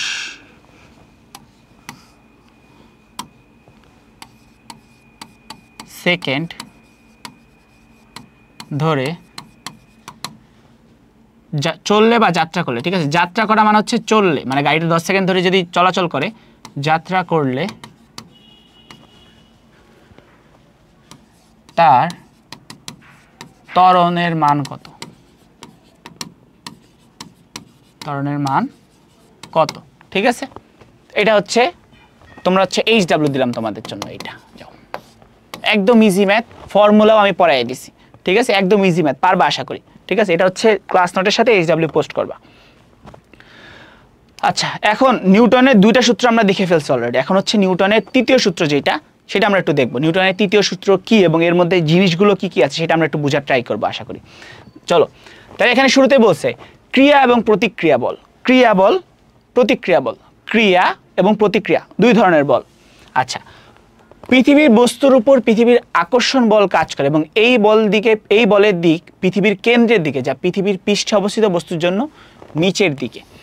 জিনিসটা এরকম, এটা ধরো আমাদের পৃথিবী, এটা পৃথিবীর কেন্দ্র। আমরা যারা পৃথিবীর পৃষ্ঠে আছি, আমরা কিন্তু পৃথিবীর মাঝে নাই, আমরা পৃথিবীর পৃষ্ঠে। এই পৃথিবীর পৃষ্ঠে যারা আছি তারা হচ্ছে কি কেন্দ্রের দিকে এক ধরনের বল অনুভব করতেছি। যারা পৃথিবীর পৃষ্ঠে আছি তারা পৃথিবীর কেন্দ্রের দিকে এক ধরনের বল অনুভব করতেছি। আচ্ছা, আইজ্যাক নিউটন তিনি তার তৃতীয় গতিসূত্রে বলেছেন কি, এই যে তৃতীয় গতিসূত্র, এটা কিন্তু মার্ক করে রাখবা। প্রত্যেক ক্রিয়া বলেরই একটি সমান এবং বিপরীত প্রতিক্রিয়া বল আছে। প্রত্যেক ক্রিয়া বলেরই একটি সমান এবং বিপরীত প্রতিক্রিয়া বল আছে। প্রত্যেক ক্রিয়া বলেরই একটি সমান ও বিপরীত প্রতিক্রিয়া বল আছে। ক্রিয়া প্রতিক্রিয়া বল সব সময় দুটি ভিন্ন বস্তুর উপর কাজ করে, কখনোই একই বস্তুর উপর কাজ করে না। আবার আমরা সূত্রটাকে দেখি, এই জিনিসটা পরে পড়ি। প্রত্যেক ক্রিয়া বলেরই একটি সমান ও বিপরীত প্রতিক্রিয়া বল আছে। নিউটনের তৃতীয় সূত্রটা আবার দেখো, প্রত্যেক ক্রিয়া বলেরই একটি সমান এবং বিপরীত প্রতিক্রিয়া বল আছে। এখন জিনিসটা আমরা একটু বোঝার ট্রাই করি। প্রত্যেক ক্রিয়া বলেরই সমান ও বিপরীত প্রতিক্রিয়া বল জিনিসটা বলতে কি বুঝাইছে? ধরো আমরা হচ্ছে দেয়ালে একটা ঘুষি মারলাম, ঠিক আছে? দেয়ালে একটা ঘুষি মারলাম, এই যে দেয়ালে ধর একটা ঘুষি মারলাম। দেয়ালে একটা ঘুষি মারলে আমরা ব্যথা পাবো, নাকি আমরা যদি একটা ফোমের মধ্যে একটা ঘুষি মারি সেখানে ব্যথা পাবো? কোয়েশ্চেন হচ্ছে এইটা। তোমাদের কাছে আমার একটা কোয়েশ্চেন ছোট্ট করে, যে দেয়ালে ঘুরলে বেশি পাবো ব্যথা, নাকি হচ্ছে কি ফোমের মধ্যে ঘুষি মারলে বেশি ব্যথা পাবো? জোরেই মারছি, কিন্তু আস্তে কিন্তু মারি নাই, একদম রাগ করে অনেক জোরে একটা ঘুষি মারছে, ঠিক আছে? এখন এটা হচ্ছে জিনিসটা, যে কোন সময় আমি ব্যথাটা বেশি পাবো, যখন ফোমের মধ্যে মারছি নাকি যখন দেয়ালের মধ্যে মারছি? অবশ্যই যখন আমরা দেয়ালের মধ্যে মারছি তখন ব্যথাটা বেশি পাবো। কেন এই ব্যথাটা হইতেছে? আমরা যখন দেয়ালের মধ্যে ঘুষি মারতেছি, আমরা যে বলটা প্রয়োগ করতেছি সেটা হচ্ছে কি ক্রিয়া বল। আমরা যখন দেয়ালের মধ্যে ঘুষি মারতেছি, আমরা যে বলটা প্রয়োগ করতেছি সেই বলটা হচ্ছে কি ক্রিয়া বল। এই ক্রিয়া বলের উপরই একটা প্রতিক্রিয়া বল আসতেছে। প্রতিক্রিয়া বলটা কোত্থেকে আসতেছে? যে হচ্ছে আমাদের দেয়াল আমাদের উপর কি প্রতিক্রিয়া বল দিতেছে, তাইলে ক্রিয়া বলের উপর আমরা কি আমাদের প্রতিক্রিয়া বল আসতেছে। এই জিনিসটা আশা করি বুঝতে পারছো, যে ক্রিয়া কার দিক হইতেছে? দেয়ালের উপর আমার বল ক্রিয়া হইতেছে। প্রতিক্রিয়াটা কার দিক হইতেছে? ভিন্ন একটা বস্তুর উপর আমার হাতের উপর প্রতিক্রিয়া আসতেছে, যার কারণে আমি ব্যথা পাইতেছি। এখন জিনিসটা এরকম, যে ফোম হচ্ছে কি একটা নমনীয়, ফোম হচ্ছে নমনীয়, ভঙ্গুর, কিন্তু দেয়াল তো আর ভঙ্গুর না, সে নিজে সলিড। তার মানে তার উপর আমি যেই বল প্রয়োগ করব সে আমাকে সিমিলার বলটা প্রয়োগ করবে। সেমভাবে যখন আমি ফোমের উপর যে বলটা প্রয়োগ করব, ফোম আমাকে সিমিলার বা একদম সমান বিপরীত বলটা প্রয়োগ করতে পারতেছে না। কেন পারতেছে না? সে ভঙ্গুর, সে নমনীয়, সে আমার হাতের মতো অতটা শক্ত নয়। এখন তোমার কোয়েশ্চেন হতে পারে, আমার হাত তো দেয়ালের মতো অতটা শক্ত নয়, কিন্তু আমি তো দেয়াল ভাঙার মতো ফোর্স অ্যাপ্লাই করি নাই, তাই না? যদি দেয়াল ভাঙার মতো ফোর্স বা ঘুষি মারতাম তাহলে আমার কি দেয়ালটাই ভেঙে যেত? ওইটা কি হয়েছে? হয় নাই। আমি মারছি, আমি ব্যথা পাইছি। কেন ব্যথা পাইছি? যেটুকু বল আমার দেয়ালের উপর প্রয়োগ করার কথা ছিল সম্ভব, আমি ওইটুকুই প্রয়োগ করছি, এবং দেয়াল আমাকে সমান এবং বিপরীত একই মানের বল আমার হাতের উপর প্রয়োগ করছে, যার কারণে আমি কি ব্যথাটা পাইছি। বুঝতে পারছো ক্রিয়া বল কি, প্রতিক্রিয়া বল কি? এই জিনিসটা আশা করি সবাই ধরতে পারছো। তাহলে এখন আমরা দেখি কি বলছে, যে ক্রিয়া প্রতিক্রিয়া বল সব সময় দুটি ভিন্ন বস্তুর উপর কাজ করে, কখনোই একই বস্তুর উপর কাজ করে না। ক্রিয়া বল এবং প্রতিক্রিয়া বল কি করে? দুটি ভিন্ন বস্তুর উপর কাজ করে, সব সময় একই বস্তুর উপর কাজ করে না। তাহলে এই যে এক্সাম্পল দিয়ে তো বুঝলাম, যে দেয়ালের উপর মারতেছি ঘুষি, দেয়ালের উপর বল ক্রিয়া করতেছি, প্রতিক্রিয়া কোন দিকে হইতেছে? আমার হাতের উপর। তাহলে ক্রিয়া প্রতিক্রিয়া কি একই বস্তুর উপর হইতেছে? না, দেয়ালের উপর ক্রিয়া হইতেছে, আমার হাতের উপর প্রতিক্রিয়া হইতেছে। ওকে, ক্লিয়ার? অর্থাৎ এ বস্তু যদি বি বস্তুর উপর বল প্রয়োগ করে, তাহলে এ বস্তুর উপর বিপরীত সমান বল প্রয়োগ করে। আচ্ছা, এই জিনিসটা ওইটাই আমরা এক্সাম্পল দিয়ে যেটা বুঝলাম। তারপরে দেখি, নিউটনের তৃতীয় সূত্র বোঝার সবচেয়ে সোজা উপায় হচ্ছে আমরা কিভাবে হাঁটি সেটা বোঝা। আচ্ছা, এই যে অনুধাবনমূলক কোয়েশ্চেন অনেক, এই চ্যাপ্টারের মধ্যে অনেক হাজার অনুধাবনমূলক কোয়েশ্চেন। এই যে তোমাকে অনুধাবনমূলক কোয়েশ্চেন আস্ক করবে যে আমরা কিভাবে হাঁটি, এটা কোন নিউটনের কোন সূত্রের সাথে সামঞ্জস্যপূর্ণ সেটা ব্যাখ্যা করো, বা কিভাবে হাঁটা চলাচল মানুষের হাঁটার প্রসেসে কি হয় সেটা ব্যাখ্যা করো। সেটা দেখি আমরা যখন হাঁটি তখন আমাদের পা দিয়ে মাটিতে ধাক্কা দিই, অর্থাৎ বল প্রয়োগ করি। এই যে আমি যে হাঁটতেছি, এখন আমি কি করতেছি? মাটির উপর বল প্রয়োগ করতেছি না, যার কারণে তো আমি দাঁড়িয়ে আছি। তাই না? মাটির উপর বল প্রয়োগ করতেছি এবং আমি হাঁটতেছি, এক পা দিয়ে বল প্রয়োগ করতেছি, আরেক পা উপরে তোলে সামনে যাইতেছি, আবার আরেক পা দিয়ে বল প্রয়োগ করতেছি। ওকে, সেম ভাবে মাটিও আমাকে কি করতেছে, আমি যেই পা দিয়ে বল প্রয়োগ করতেছি মাটি সমান ও বিপরীত বল প্রয়োগ করতেছে। এখন আমি তো লাথি দিতেছি না মাটিতে, শুধু হাঁটতেছি, সেই জন্য আমি ব্যথা পাইতেছি না। তাহলে যখন হাঁটতেছি এক পা দিয়ে বল প্রয়োগ করতেছি, আরেক পা উঠিয়ে আবার কি সামনের দিকে আবার বল প্রয়োগ করতেছি। তাহলে এই যে বল কি হইতেছে, এক পা থেকে আরেক পা দিয়ে মাটির উপর ক্রিয়া করতেছে এবং প্রতিক্রিয়াটা মাটি আমাকে দিতেছে, যার কারণে আমি হাঁটতেছি, তাই তো? মাটি নিউটনের তৃতীয় সূত্র অনুযায়ী আমাদের শরীরের উপর সমান ও বিপরীত বল প্রয়োগ করে। এই সমান ও বিপরীত বলটা দিয়ে আমাদের ত্বরণ হয়, যা আমরা হাঁটি বিষয়টা যাদের বুঝতে একটু সমস্যা হচ্ছে তাদেরকে মনে করিয়ে দেওয়া যায় শক্ত মাটিতে হাঁটা সোজা, কিন্তু ঝুরঝুরে বালুর উপর হাঁটা। আচ্ছা, হাঁটার জিনিসটা গেল, কীভাবে হাঁটি আমরা? মাটিতে প্রতিক্রিয়া, যে নিউটনের তৃতীয় সূত্রটা অ্যাপ্লাই করা হয় এই হাঁটা চলার কাজে। কেন হাঁটা চলার কাজে অ্যাপ্লাই করা হয়? যখন আমরা হাঁটি তখন কি করি, মাটির উপর এক পা দিয়ে বল অ্যাপ্লাই করি, আরেক পা সামনে আগাই, তখন আবার আরেক পা দিয়ে হচ্ছে মাটির উপর বল অ্যাপ্লাই করি। এভাবে হচ্ছে কি এক স্টেপ করে আমরা বল প্রয়োগ করতে থাকি, মাটি আমাদের উপর সমান এবং বিপরীত মানের বল উপরের দিকে প্রয়োগ করে, যার কারণে আমরা হচ্ছে মাটিতে দাঁড়িয়ে থাকি বা হাঁটি। যদি এরকম না হইতো আমরা কি হতো, মাটির ভিতরে চলে যেতাম, তাই তো? হ্যাঁ। আচ্ছা, এখন এইটার আরেকটা মানে অনুধাবনমূলক আরেকটা কোশ্চেন, যে সমান মাটিতে হাঁটা সোজা কিন্তু বালুযুক্ত বা একদম ঝুরঝুরে বালিতে হাঁটা কেন কঠিন? যখন একদম ধরো পিচ ঢালাই করা তোমার একটা রাস্তা আছে এবং একটা হচ্ছে একদম বালির রাস্তা, কোনটার মধ্যে হাঁটতে কষ্ট হবে? এটা হচ্ছে তোমার কাছে কোশ্চেন, যে কোনটার মধ্যে হাঁটতে কষ্ট হবে। তোমার আশেপাশে যদি দেখবা বালির অনেক স্তূপ আছে, তুমি বালির স্তূপে উঠার ট্রাই করবা, দেখবা হচ্ছে কি তোমার কষ্ট হইতেছে, কিন্তু একটা মাটির স্তূপ থাকলে তুমি ইজিলি উঠতে পারবা, ঠিক আছে? ওখানে কষ্ট হবে না। কোশ্চেন হচ্ছে এটাই, কেন হয় না কষ্ট? একটার মধ্যে কষ্ট হয়, একটার মধ্যে কষ্ট কেন হয় না? যখন আমরা বালির উপর বা আমরা যখন হাঁটাচলা করি, আমাদের পায়ের যে ক্ষেত্রফলটা আছে বা পায়ের যে এরিয়াটুকু টোটালটা আছে সেটা মাটির উপর টোটালি বল প্রয়োগ করে, যার কারণে আমরা সিমিলার কাইন্ডের একটা বল ব্যাক পাই, তাই না? মানে প্রতিক্রিয়া বলটা একদম একই বা সমান বা বিপরীত টাইপের হয়। কিন্তু যখন আমরা বালির উপর হাঁটি তখন কি হয়, বালির উপর পা রাখলে কি বালি চারপাশে ছড়িয়ে যায় না? সে তো কি ঝুরঝুরে বালি, তাহলে চারপাশে ছড়িয়ে যায়। এখন আমি যেটুকু বল প্রয়োগ করতেছি আমি সমান বিপরীত বলটা পাইতেছি না, যেটুকু বল প্রয়োগ করতেছি আমি সমান বিপরীত বলটা পাইতেছি না। এর কারণে হচ্ছে কি বালির উপর হাঁটা কষ্ট। যখন একদম সোজা মাটির উপর হাঁটতে চাই তখন আমি যতটুকু বল অ্যাপ্লাই করি প্রতিক্রিয়া বলটা সমান বিপরীত মানের হয়, কিন্তু যখন বালির উপর হাঁটতে যাই আমরা কি করি, যতটুকু বল অ্যাপ্লাই করি না কেন বালি ঝুরঝুরে হওয়ার কারণে চারপাশে ছড়িয়ে যায়, যতটুকু বল অ্যাপ্লাই করি সেটার পুরোটা আমরা ব্যাক পাই না, যার কারণে তার মধ্যে হাঁটতে গিয়ে আমাদের কষ্ট হয়। এইটুকু আশা করি সবাই বুঝতে পারছে, এই যে এখানে এটাই এক্সপ্লেন করা আছে। আচ্ছা, তাহলে নিউটনের তিনটা সূত্র আমরা দেখলাম। নিউটনের তিনটা সূত্র কি কি? একটা হচ্ছে ধরো এই যে স্থির বস্তু স্থির থাকলে চিরকাল স্থিরই থাকতে এবং গতিশীল বস্তু সমবেগে চলতেই থাকে। দ্বিতীয় সূত্রটা হচ্ছে কি জানা ছিল, বস্তুর ভরবেগের পরিবর্তনের হার তার উপর প্রযুক্ত বলের সমানুপাতিক। দ্বিতীয় সূত্রটা ছিল কি, বস্তুর ভরবেগের পরিবর্তনের হার তার উপর প্রযুক্ত বলের সমানুপাতিক। এবং নিউটনের তৃতীয় সূত্রটা আমাদের কি গেল, প্রত্যেক ক্রিয়ারই একটি সমান ও বিপরীত মানের প্রতিক্রিয়া বল আছে, প্রত্যেক ক্রিয়া বলের একটি সমান ও বিপরীত মানের প্রতিক্রিয়া বল আছে। এখন আমরা এই জিনিসগুলো থেকে যা যা পড়ছি সেইগুলোর আমরা হচ্ছে একটু যে সংকেত, প্রতীক, একক কি এগুলো একটু দেখে নিই। তিনটা সূত্র আশা করি সবাই বুঝতে পারছো। কোনোটায় যদি ঝামেলা থাকে আমার পোস্টে বা আমার ইউটিউব লিঙ্কে কমেন্ট করবা, ঠিক আছে? আমি ওই জিনিসটা নিয়ে আবার তোমাদের বোঝানোর ট্রাই করে দিব। আচ্ছা, দাঁড়াও।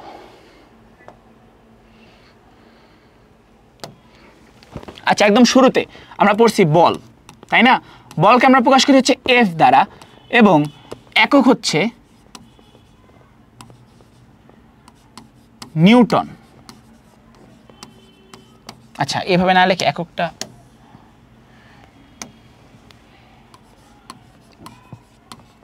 নিউটন, যেটাকে আমরা ইংলিশে শুধু এন দ্বারা প্রকাশ করতে পারি। ওকে, আচ্ছা, তারপর গেল কি, বল গেল, এবং হচ্ছে বেগ। বেগ হচ্ছে আমরা প্রকাশ করতেছি ভি অথবা ইউ দ্বারা, সেটাকে আমরা বলতেছি মিটার পার সেকেন্ড, শুধু সেকেন্ড স্কোয়ার না, কিন্তু মিটার পার শুধু সেকেন্ড, এবং এটা যদি ইংলিশে লিখি এম পার এস। আচ্ছা, বেগ গেলে এখন হচ্ছে ত্বরণ। ত্বরণকে আমরা প্রকাশ করতেছি কি দ্বারা, এ দ্বারা। এটাকে আমরা কি লিখবো, এ ইজ ইকুয়াল টু, এটার একক হচ্ছে মিটার পার সেকেন্ড স্কোয়ার। এটাকে যদি আমরা লিখি এম পার এস স্কোয়ার। আচ্ছা, ত্বরণ গেল। এখন হচ্ছে আরেকটা কি যেন, সময়। সময় বা হার যেটাকে আমরা বলি না কেন, সেটাকে আমরা হচ্ছে টি দ্বারা প্রকাশ করি এবং এর একক হচ্ছে সেকেন্ড, এবং শুধু ইংলিশে লিখলে হচ্ছে এস। আচ্ছা, এখন তারপর ভরবেগ। ভরবেগ বা ভরবেগের পরিবর্তন দুইটাকে আমরা প্রকাশ করতেছি কি দ্বারা, পি দ্বারা। একক হচ্ছে কি KG metre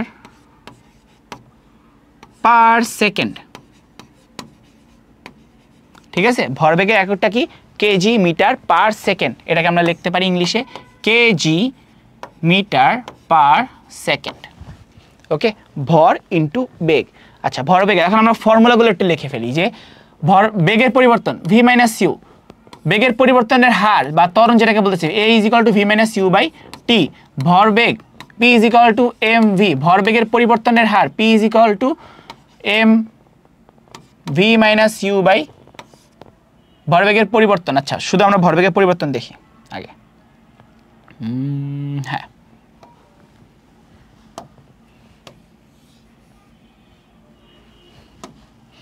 P is equal to m v minus u R F is equal to কি লেখা যায় m v minus u by t, আবার F is equal to লেখা যায় কি m a।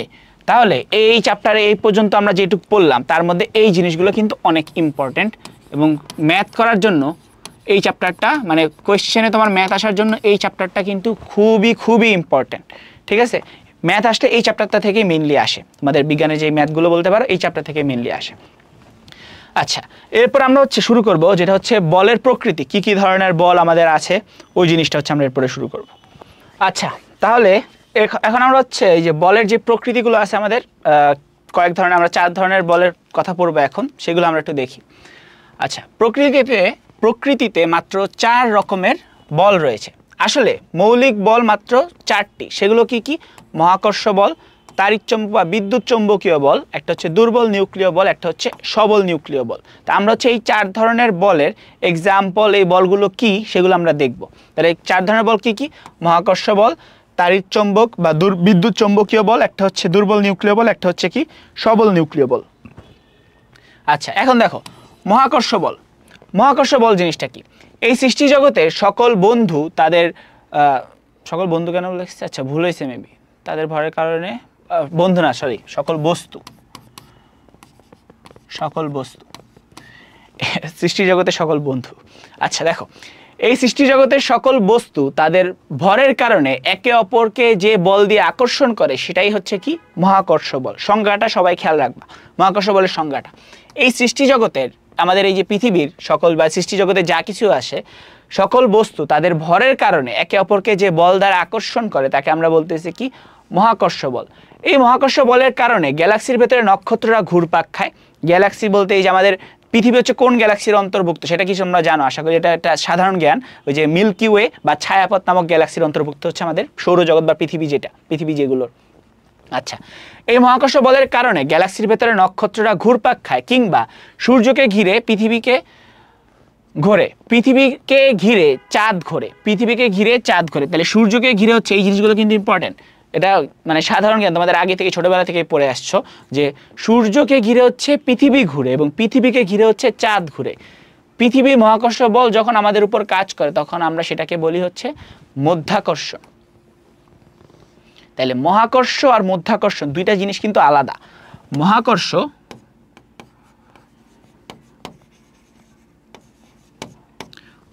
আর মধ্যাকর্ষণ এই দুইটা জিনিস কিন্তু আলাদা। কিভাবে আলাদা আমরা একটু বোঝার ট্রাই করি। মহাকর্ষ জিনিসটা কি, মহাবিশ্বের যে কোনো দুটি বস্তুকণার মধ্যে যে আকর্ষণ বা বিকর্ষণ বলের মান যেটা হচ্ছে বস্তুকণাদ্বয়ের ভরের কারণে হয় সেই বলটাকে আমরা বলতেছি কি মহাকর্ষ বল। আবার বলি, মহাবিশ্বে যে কোনো দুটি বস্তুকণার ভরের কারণে তাদের মাঝে যে আকর্ষণ বা বিকর্ষণ বলের মান তাকে আমরা কি বলতেছি মহাকর্ষ বল।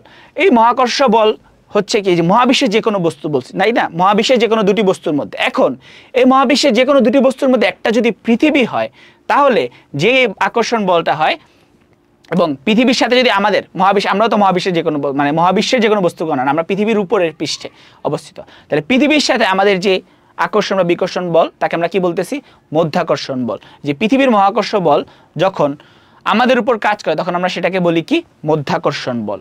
আচ্ছা, তাহলে এই দুটো জিনিস আশা করি বোঝা গেছে। এখন মধ্যাকর্ষণ বল, তারপর হচ্ছে দেখো তড়িৎচুম্বক বল। তাহলে মহাকর্ষ বল আমাদের ওইটুকুই, যে মহাবিশ্বের যে কোনো দুটি বস্তু কণার মধ্যে আকর্ষণ বা বিকর্ষণ বলের মানকে আমরা বলতেছি মহাকর্ষ বল।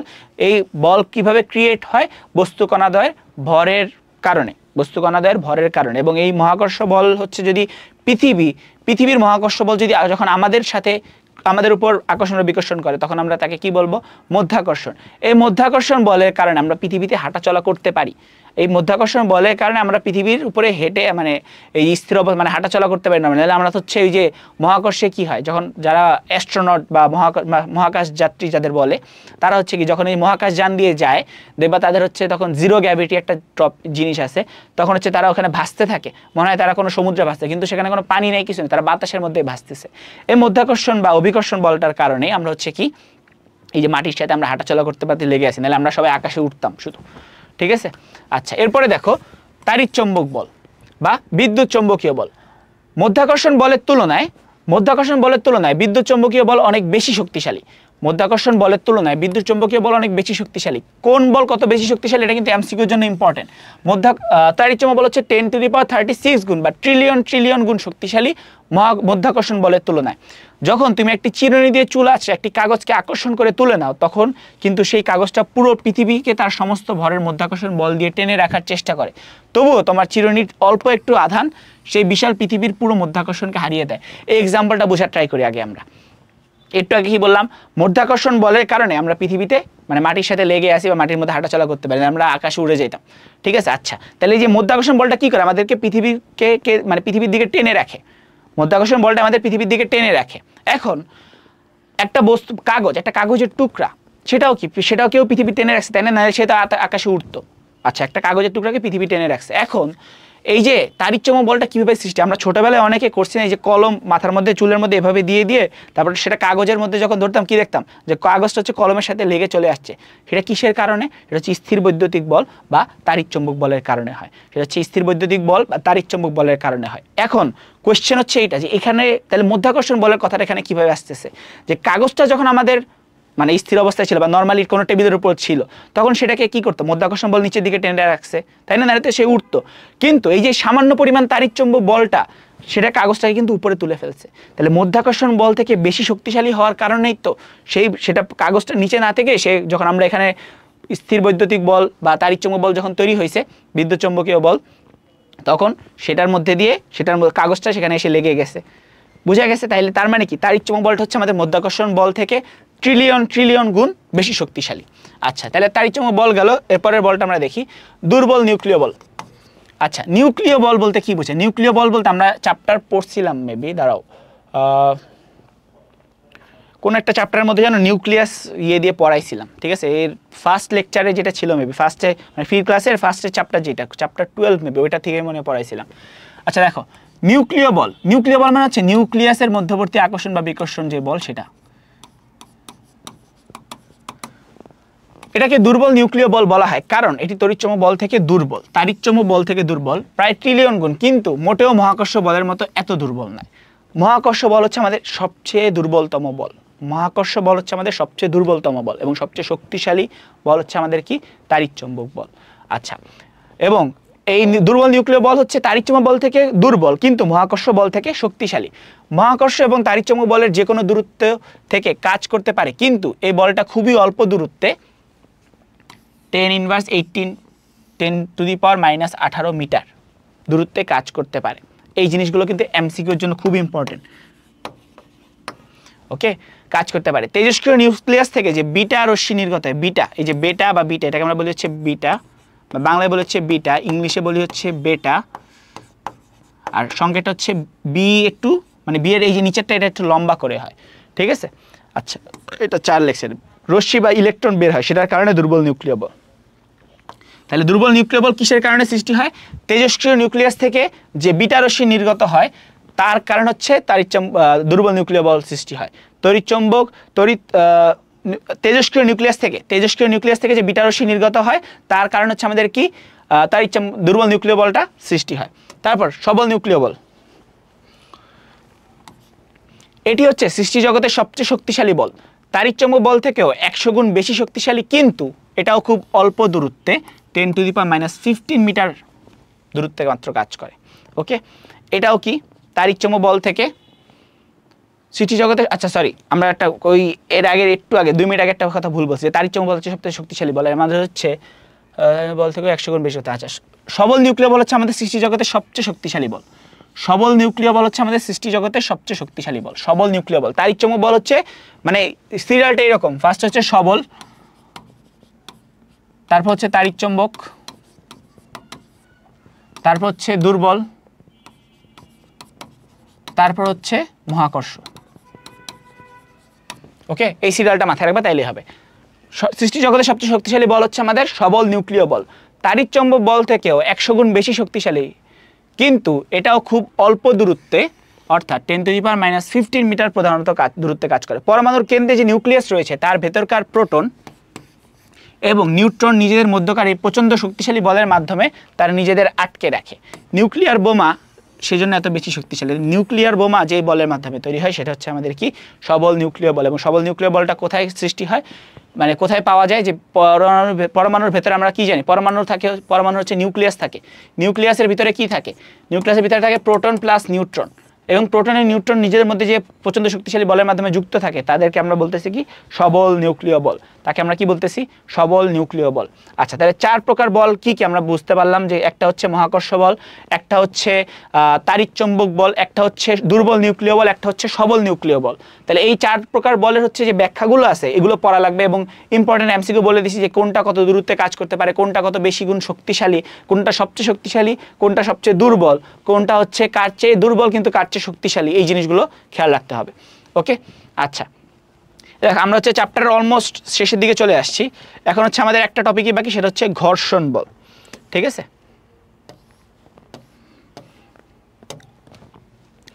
আচ্ছা ঘর্ষণ বল বা ফ্রিকশনাল ফোর্স, ঘর্ষণ বল কিভাবে কাজ করে, ঘর্ষণ বল, তাই না, ঘর্ষণ জিনিসটা কি, ঘর্ষণ মানে আমরা একদম ইজিভাবে একটা কথা বলতে পারি, সেটা হচ্ছে ঘষা। এখন ঘষা জিনিসটা কিভাবে কাজ করে, ধরো আমরা হচ্ছে একটা টেবিল, একদম মসৃণ টেবিল, একদম পিচ্ছিল টেবিল, মানে ওই যে কি বলে একদম স্লাইডের মতো চলে যায় কোনো কিছু ওটার উপর রাখলে, ওই টেবিলে আমরা যদি একটা বস্তু রেখে শুধু একটু টোকা দেই, বা আমরা ক্যারম বোর্ড খেলি না, ক্যারম বোর্ডের কথা বলতে পারি, আমরা ক্যারম বোর্ডের এক্সাম্পল দিতে পারি। ক্যারম বোর্ড খেলার আগে আমরা একটু পাউডার দিয়ে নিই উপরে।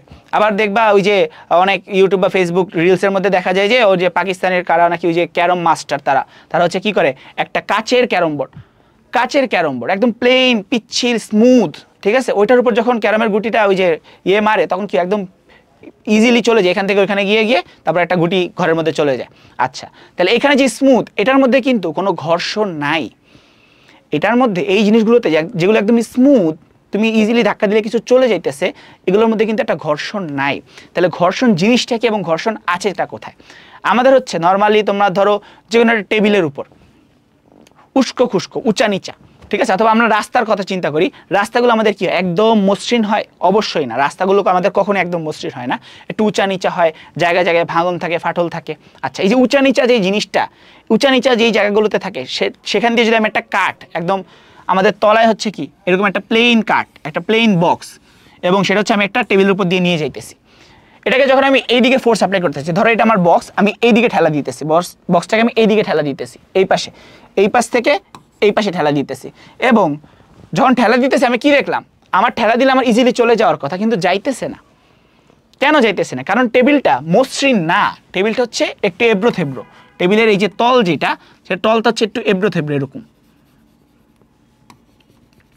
ঠিক আছে, টেবিলের তলটা হচ্ছে এরকম এবড়ো থেবড়ো। তাহলে আমি যখন এখানে বক্স রেখে আমি ঠেলা দিতেছি, কি হইতেছে, ওই এবড়ো থেবড়োগুলোর মধ্যে আমার বক্সটা আটকে যাইতেছে, এই যে এবড়ো থেবড়ো জায়গাগুলোর মধ্যে আমার বক্সটা আটকে যাইতেছে। এই জিনিসটা হচ্ছে ঘর্ষণ বল, যা আমাদের স্বাভাবিক বল বা স্বাভাবিক বল অ্যাপ্লাই করলে তার বিপরীত দিকে প্রযুক্ত হয়। ঘর্ষণ বল কোন দিকে অ্যাপ্লাই হয়? ঘর্ষণ বল হচ্ছে ক্রিয়া বলের বিপরীত দিকে। তাহলে আমি ক্রিয়া করতেছি এই দিকে, বক্সকে ঠেলা দিতেছি এই দিকে, এবং ঘর্ষণ বলটা কাজ করতেছি কোন দিকে? এই বরাবর। সেই জন্য তো আমি সামনে নিতে পারতেছি না ইজিলি, যদি এই বরাবরই কাজ করতে তাহলে তো ইজিলি সামনে চলে যেত।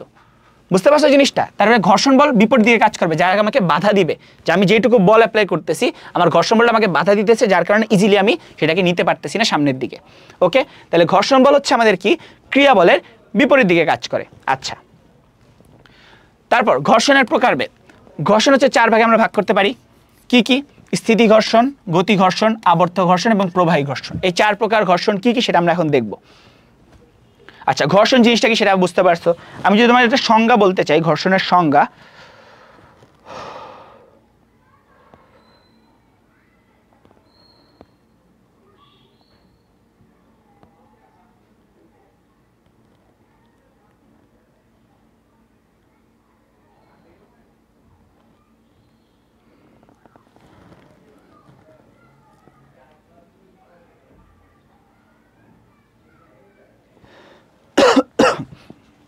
আচ্ছা তাইলে দেখো আমরা 4 প্রকার ঘর্ষণ কি কি সেটা একটু দেখি।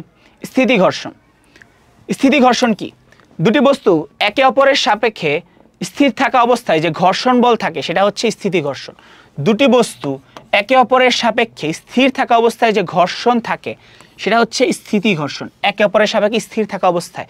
জিনিসটা এইভাবে দেখো, আমরা হচ্ছে একটা টেবিলের উপর একটা ধরো এরকম ঢালু টেবিল হচ্ছে এরকম ঢালু, ঠিক আছে? এটা হচ্ছে আমাদের টেবিলটা, মানে টেবিলের উপরে পাটটা এরকম ঢালু। আচ্ছা, এখন আমি এখানে একটা বক্স রাখলাম, কিন্তু বক্সটা কি হলো? ওই ঢাল বেয়ে পড়ে গেল না, ওই ঢাল বেয়ে পড়ে গেল না। এই জিনিসটা যেই ঘর্ষণের কারণ হয় সেটা হচ্ছে স্থিতি ঘর্ষণ। যেহেতু ঢালু অবশ্যই তার পড়ে যাওয়ার কথা, তাই না? কিন্তু ওই যে উস্কো খুস্কো যে জায়গাগুলো বা ওই যে উঁচা নিচা যে জায়গাগুলো, তার কারণে হচ্ছে এই বক্সটা আটকে আছে, স্থির অবস্থায় আটকে আছে। এই জিনিসটাকে আমরা বলতেছি স্থিতি ঘর্ষণ। স্থিতি ঘর্ষণের জন্য আমরা হাঁটতে পারি, আমাদের পা কিংবা জুতার তলার মাটিতে স্থিতি ঘর্ষণ আটকে থাকে এবং পিছলে পড়ে যায় না। ওকে, আমাদের পায়া বা জুতা হচ্ছে স্থিতি ঘর্ষণ আটকে থাকে। যেমন আমরা হাঁটলে আমরা আমাদের কি হওয়ার কথা ছিল? যে পিছলে পড়ে যাওয়ার কথা। যেমন হচ্ছে যখন কাদা থাকে, পিচ্ছিল অবস্থায় থাকে, তখন বৃষ্টি হলে কাদার মধ্যে আমরা কি করি? পিছলা খাই। কখন পিছলা খাই? তখন ওই জিনিসটা মসৃণ হয়ে যায়, মানে ওইখানে কোনো ঘর্ষণ বল বা উস্কো খুস্কো জায়গা খুব কম থাকে, যার কারণে আমরা যখন পা দিই পিছলানোর সম্ভাবনা থাকে, ঠিক আছে? তো ওই জিনিসটা হচ্ছে স্থিতি ঘর্ষণের কারণে আমাদের আর হয় না। আচ্ছা, তারপর দেখো গতি ঘর্ষণ। একটি বস্তুর সাপেক্ষে অন্য বস্তু যখন চলমান হয় তখন যে ঘর্ষণ বল তৈরি হয় সেটি হচ্ছে গতি ঘর্ষণ। একটি বস্তুর সাপেক্ষে অন্য বস্তু যখন চলমান হয় তখন যে ঘর্ষণ হয় তাকে আমরা বলতেছি গতি ঘর্ষণ। একটি বস্তুর সাপেক্ষে অন্য বস্তু যখন চলমান হয় তখন আমরা তাকে বলতেছি গতি ঘর্ষণ। আচ্ছা, এরপর দেখো আবর্ত ঘর্ষণ। একটি তলের উপর যখন অন্য একটি বস্তু গড়িয়ে বা ঘুরতে চলে তখন তাকে আমরা আবর্তন ঘর্ষণ বলি। আচ্ছা, ঘুরিয়ে চলে তাকে আমরা আবর্তন ঘর্ষণ বলি। আচ্ছা, ইজিভাবে বুঝো, এই হচ্ছে আমাদের একটা ধরো তল, মানে একটা স্লাইড, এটার উপর একটা ওই যে গোল আকার তেলের গ্যালন বলা যায়, সেটা কি হইতেছে? এখান দিয়ে গড়িয়ে গড়িয়ে পড়তেছে, এই যে গড়িয়ে গড়িয়ে এখান দিয়ে পড়তেছে। এইখানে যে ঘর্ষণ বলটা আছে সেটাকে আমরা বলতেছি কি? আবর্ত ঘর্ষণ। সবগুলো ঘর্ষণ বলের মধ্যে এটি সবচেয়ে ছোট। কোন ঘর্ষণ বলটা সবচেয়ে ছোট? সেটা হচ্ছে আবর্ত ঘর্ষণ। তাই আমরা সবসময় সকল রকম যানবাহনের মধ্যে চাকা লাগিয়ে নিই। যানবাহনে যে চাকা সেটা কি করে? রাস্তার মধ্যে তো রাস্তা উস্কো খুস্কো না, রাস্তা হচ্ছে কি উঁচা নিচা, তো এইগুলোর হচ্ছে ঘর্ষণ বলটা খুব কম। চাকা কি করে? চাকা স্টিল থাকে, চাকা হচ্ছে তো ঘুরতে থাকে, এভাবে ঘুরে এদিকে ঘুরতে এইভাবে ঘুরতে থাকে, তাই না? আচ্ছা, এই যে ঘুরতে থাকার কারণে ঘর্ষণটাকে আমরা বলতেছি আবর্ত ঘর্ষণ। এই আবর্ত ঘর্ষণের কারণে আমাদের গাড়িগুলো চলাচল করে, সামনের দিকে যায়। আচ্ছা, লাস্টের যে ঘর্ষণ আছে সেটা হচ্ছে প্রবাহী ঘর্ষণ। যখন কোনো বস্তু তরল বা বায়বীয় পদার্থের ভেতরে দিয়ে যায় তখন সেটি যে ঘর্ষণ বল অনুভব করে সেটি হচ্ছে প্রবাহী ঘর্ষণ। তরল বা বায়বীয় পদার্থের মধ্যে দিয়ে যদি যায় এবং তখন সেটি যে ঘর্ষণ বল অনুভব করে তাকে আমরা তখন কি বলতেছি? প্রবাহী ঘর্ষণ। প্রবাহী ঘর্ষণের এক্সাম্পল যদি আমরা দিতে চাই, যে প্যারাশুট নিয়ে যখন কেউ প্লেন থেকে ঝাঁপিয়ে পড়ে তখন বাতাসের প্রবাহী ঘর্ষণের কারণে ধীরে ধীরে নিচে নেমে আসতে পারে। প্যারাশুট দিয়ে যখন কি করে, যে প্যারাগ্লাইডিং যারা করে তারা কি করে? একদম উঁচু একটা পাহাড় থেকে লাফ দেয় প্যারাশুট নিয়ে, তখন তারা কি করে? যে প্যারাশুট দিয়ে আস্তে আস্তে, তারা নাহলে কি পড়ে যেত। ওই বাতাসের বাধাটাকে কাজে লাগিয়ে তারা হচ্ছে কি কন্ট্রোল করে, সেটা কি একটা বাতাসের ভারসাম্য রেখে তারা আস্তে আস্তে করে নিচে নামে। এটা কোন ঘর্ষণের কারণে হয়? প্রবাহী ঘর্ষণ। আচ্ছা, তাহলে ঘর্ষণ কি? ঘর্ষণের এক্সাম্পল দেখলাম। ঘর্ষণ 4 প্রকার কি সেটা আমরা দেখলাম। এখন হচ্ছে আমরা দেখবো যে ঘর্ষণ কিভাবে বাড়ানো যায় বা ঘর্ষণ কিভাবে কমানো যায়। আচ্ছা, একটু দাঁড়াও।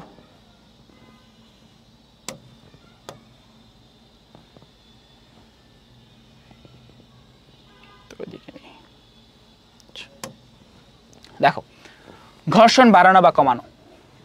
ঘর্ষণ কমানোর জন্য আমরা যেসব কাজ করি সেগুলো হচ্ছে, যে পৃষ্ঠটিতে ঘর্ষণ হবে, মানে যেই পৃষ্ঠে ঘর্ষণ হবে সেই পৃষ্ঠটিকে যত সম্ভব মসৃণ করা। ঘর্ষণ কিভাবে কমানো যায়? ঘর্ষণ কমাবো কেন? সেটা হচ্ছে কোয়েশ্চেন। ঘর্ষণ কেন আমি কমাবো? আমাদের হচ্ছে ওই যে বললাম না, গাড়ি যখন চলতে থাকে এটা প্রয়োজন। এরপরে আমরা একটা জিনিস পড়বো, সেটা হচ্ছে বুঝবো যে কেন ঘর্ষণ কমায় বা কেন ঘর্ষণ বাড়ে। যে পৃষ্ঠে ঘর্ষণ হয় সেটিকে পৃষ্ঠটিকে যত সম্ভব মসৃণ করা। মসৃণ পৃষ্ঠে গতি ঘর্ষণ হচ্ছে কম। কোন পৃষ্ঠে গতি ঘর্ষণ কম? মসৃণ পৃষ্ঠ হচ্ছে গতি ঘর্ষণ কম। এরপরে তেল, মোবিল বা গ্রিস জাতীয় পদার্থ হচ্ছে পিচ্ছিলকারী পদার্থ বা লুব্রিক্যান্ট। তেল, মোবিল বা গ্রিস জাতীয় পদার্থ হচ্ছে পিচ্ছিলকারী পদার্থ বা লুব্রিক্যান্ট। দুটি তলের মাঝখানে এই লুব্রিক্যান্ট থাকলে ঘর্ষণ অনেকখানি কমে যায়। ওই যে বলে না, যখন রাস্তার মধ্যে তেল, ওই যে কোনো গ্যালন তেলের গাড়ি উল্টে যায় বা তখন পড়ে যায়, তখন হচ্ছে গাড়ি চলাচল করতে পারে না সহজে। কেন? ওই চাকার যে একটা ঘর্ষণ থাকে সেটার কারণে তো গাড়িটা আমরা কন্ট্রোল করতে পারি। যদি ওই ঘর্ষণ না থাকতো গাড়ি কি হতো? চাকার মধ্যে গাড়ি চালালে একদিকে, পিছলা খেয়ে আরেকদিকে চলে যেত। সেটা কি সম্ভব ছিল? মানে সেটা কি রিস্কি হয়ে যেত না? এই কারণে হচ্ছে ঘর্ষণ জিনিসটা তখন দরকার হয়। চাকা ব্যবহার করে ঘর্ষণ কমানো যায়। চাকা ব্যবহার করলে বড় গতি ঘর্ষণের পরিবর্তে অনেক ছোট আবর্ত ঘর্ষণ দিয়ে কাজ করা যায়। ঘুরন্ত চাকাকে বলে বল বিয়ারিং ব্যবহার করে সরাসরি ঘর্ষণের বদলে ছোট সিস্টের বলগুলোর আবর্তন ঘর্ষণের সাহায্যে ঘর্ষণ অনেকটা কমানো সম্ভব। আচ্ছা, তারপর গাড়ি, বিমানে এ ধরনের দ্রুতগামী যানবাহনের ডিজাইন এমনভাবে করা হয় যেন বাতাস ঘর্ষণ তৈরি না করে স্ট্রিমলাইন করা পৃষ্ঠদেশের উপর দিয়ে যেতে পারে। আচ্ছা, 5 নাম্বার, যে দুটি পৃষ্ঠদেশে ঘর্ষণ হয় তারা যদি খুব অল্প জায়গায় একে অন্যকে স্পর্শ করে তাহলে ঘর্ষণ কমানো যায়। 6 নাম্বার কি? আমরা দেখেছি ঘর্ষণরত দুটি পৃষ্ঠে বল প্রয়োগ করা হলে ঘর্ষণ বেড়ে যায়। কাজেই লম্বভাবে আরোপিত বল কমানো হলে ঘর্ষণ কমানো যায়। লম্বভাবে আরোপিত বল কমানো হলে ঘর্ষণ হচ্ছে কমানো যায়। আচ্ছা, এগুলো কিন্তু তোমাদের ধরো সিকিউ এর ঘ নাম্বারের টপিক, ঘ বা গ যেটাই বলো না কেন, ঠিক আছে? কেন কোশ্চেনে বলবে ঘর্ষণ বাড়ানো বা কমানোর প্রসেসগুলো লেখো, কি কি কাজে লাগে, এখানে যা যা আছে সব লিখতে হবে, ঠিক আছে? তারপরে ঘর্ষণ বাড়ানো, দেখো ঘর্ষণ বাড়ানো, ঘর্ষণ কমানোর জন্য যে প্রক্রিয়াগুলো করা হয় সেগুলো করা না হলে কিংবা তার বিপরীত কাজগুলো করা হলে ঘর্ষণ বেড়ে যায়। তাই ঘর্ষণ বাড়ানোর জন্য আমরা যে কাজগুলো করি সেগুলো, যে দুটি তলে ঘর্ষণ হচ্ছে সেগুলো অমসৃণ বা খসখসে করে রাখা। মানে ওই যে ঘর্ষণ কমাইতে যা করা হয় তার বিপরীত কাজগুলো করলে হচ্ছে ঘর্ষণ বাড়বে, যেখানে দেওয়া আছে দেখবা। আচ্ছা, তাহলে এইটা আশা করি বুঝতে পারবা সবাই, যে ওই কমানোটা যেহেতু বুঝতে পারছো তাহলে এটাও আশা করি বুঝতে পারবো কীভাবে বাড়ানো যায়। আমরা হচ্ছে এরপরে একটা ইম্পর্টেন্ট জিনিস পড়বো, ঘর্ষণ একটি প্রয়োজনীয় উপদ্রব। এই জিনিসটা হচ্ছে ঘর্ষণ বলটা কি সেটা হচ্ছে আমাদের একদম ইজিলি এক্সপ্লেন করা যাবে।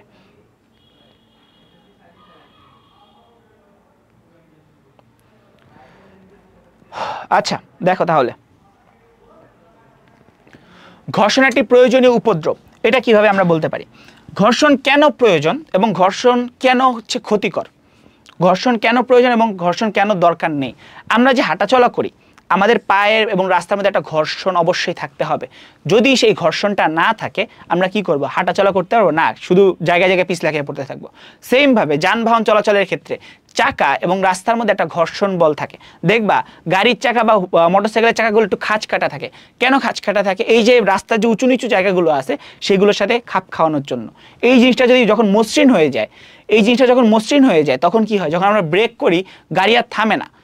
এটা যখন মসৃণ হয়, মানে চাকা যখন একদম মসৃণ হয়ে যাবে তখন আমরা ব্রেক করবো, গাড়ি থামবে না বা মোটরসাইকেল থামবে না। তখন কি হবে? অ্যাক্সিডেন্ট হওয়ার সম্ভাবনা থাকবে। গাড়ি থামানোর জায়গা যেই কথায় সেখানে না থামে গাড়ি যদি সামনে চলে যাইতে থাকে তখন কি হয়? অ্যাক্সিডেন্ট হওয়ার সম্ভাবনা থাকে অবশ্যই। এই জিনিসটা হচ্ছে, এই জিনিসটার জন্য ঘর্ষণ দরকার। আচ্ছা, এরপর হচ্ছে এই যে প্যারাগ্লাইডিং বা হচ্ছে আমাদের করার জন্য বা ওই যে প্যারাশুট দিয়ে নামার জন্য এখানে হচ্ছে ঘর্ষণ দরকার। এই জায়গাগুলোতে হচ্ছে আমাদের ঘর্ষণ দরকার। এবং কোথায় কোথায় তাইলে ঘর্ষণ দরকার নেই, ঠিক আছে? কোথায় কোথায় তাইলে ঘর্ষণ দরকার নেই। আচ্ছা, তাহলে ঘর্ষণ ক্ষতিকার কেন, মানে ঘর্ষণ কোন জায়গাটা ক্ষতি? এখন দেখো, আমরা হচ্ছে ধরো এই যে গাড়ি যখন ব্রেক করলাম বা গাড়ি যখন চলতেছে ব্রেক করলাম, ঘর্ষণ বলের কারণে গাড়িটা থেমে বা গাড়িটা চলতে চলতে, এখন গাড়ি যখন চলতে থাকে তখন কি হয়? এনার্জি ইউজ হয় বা শক্তি ইউজ হয়, তাই না? কিন্তু এই ঘর্ষণ বলটার কারণে গাড়িটা ইজিলি সামনে যতটুকু তার যাওয়ার কথা ছিল ঘর্ষণ বলটা তাকে ব্যাক আপ করে, মানে পিছের দিকে ঠেলে।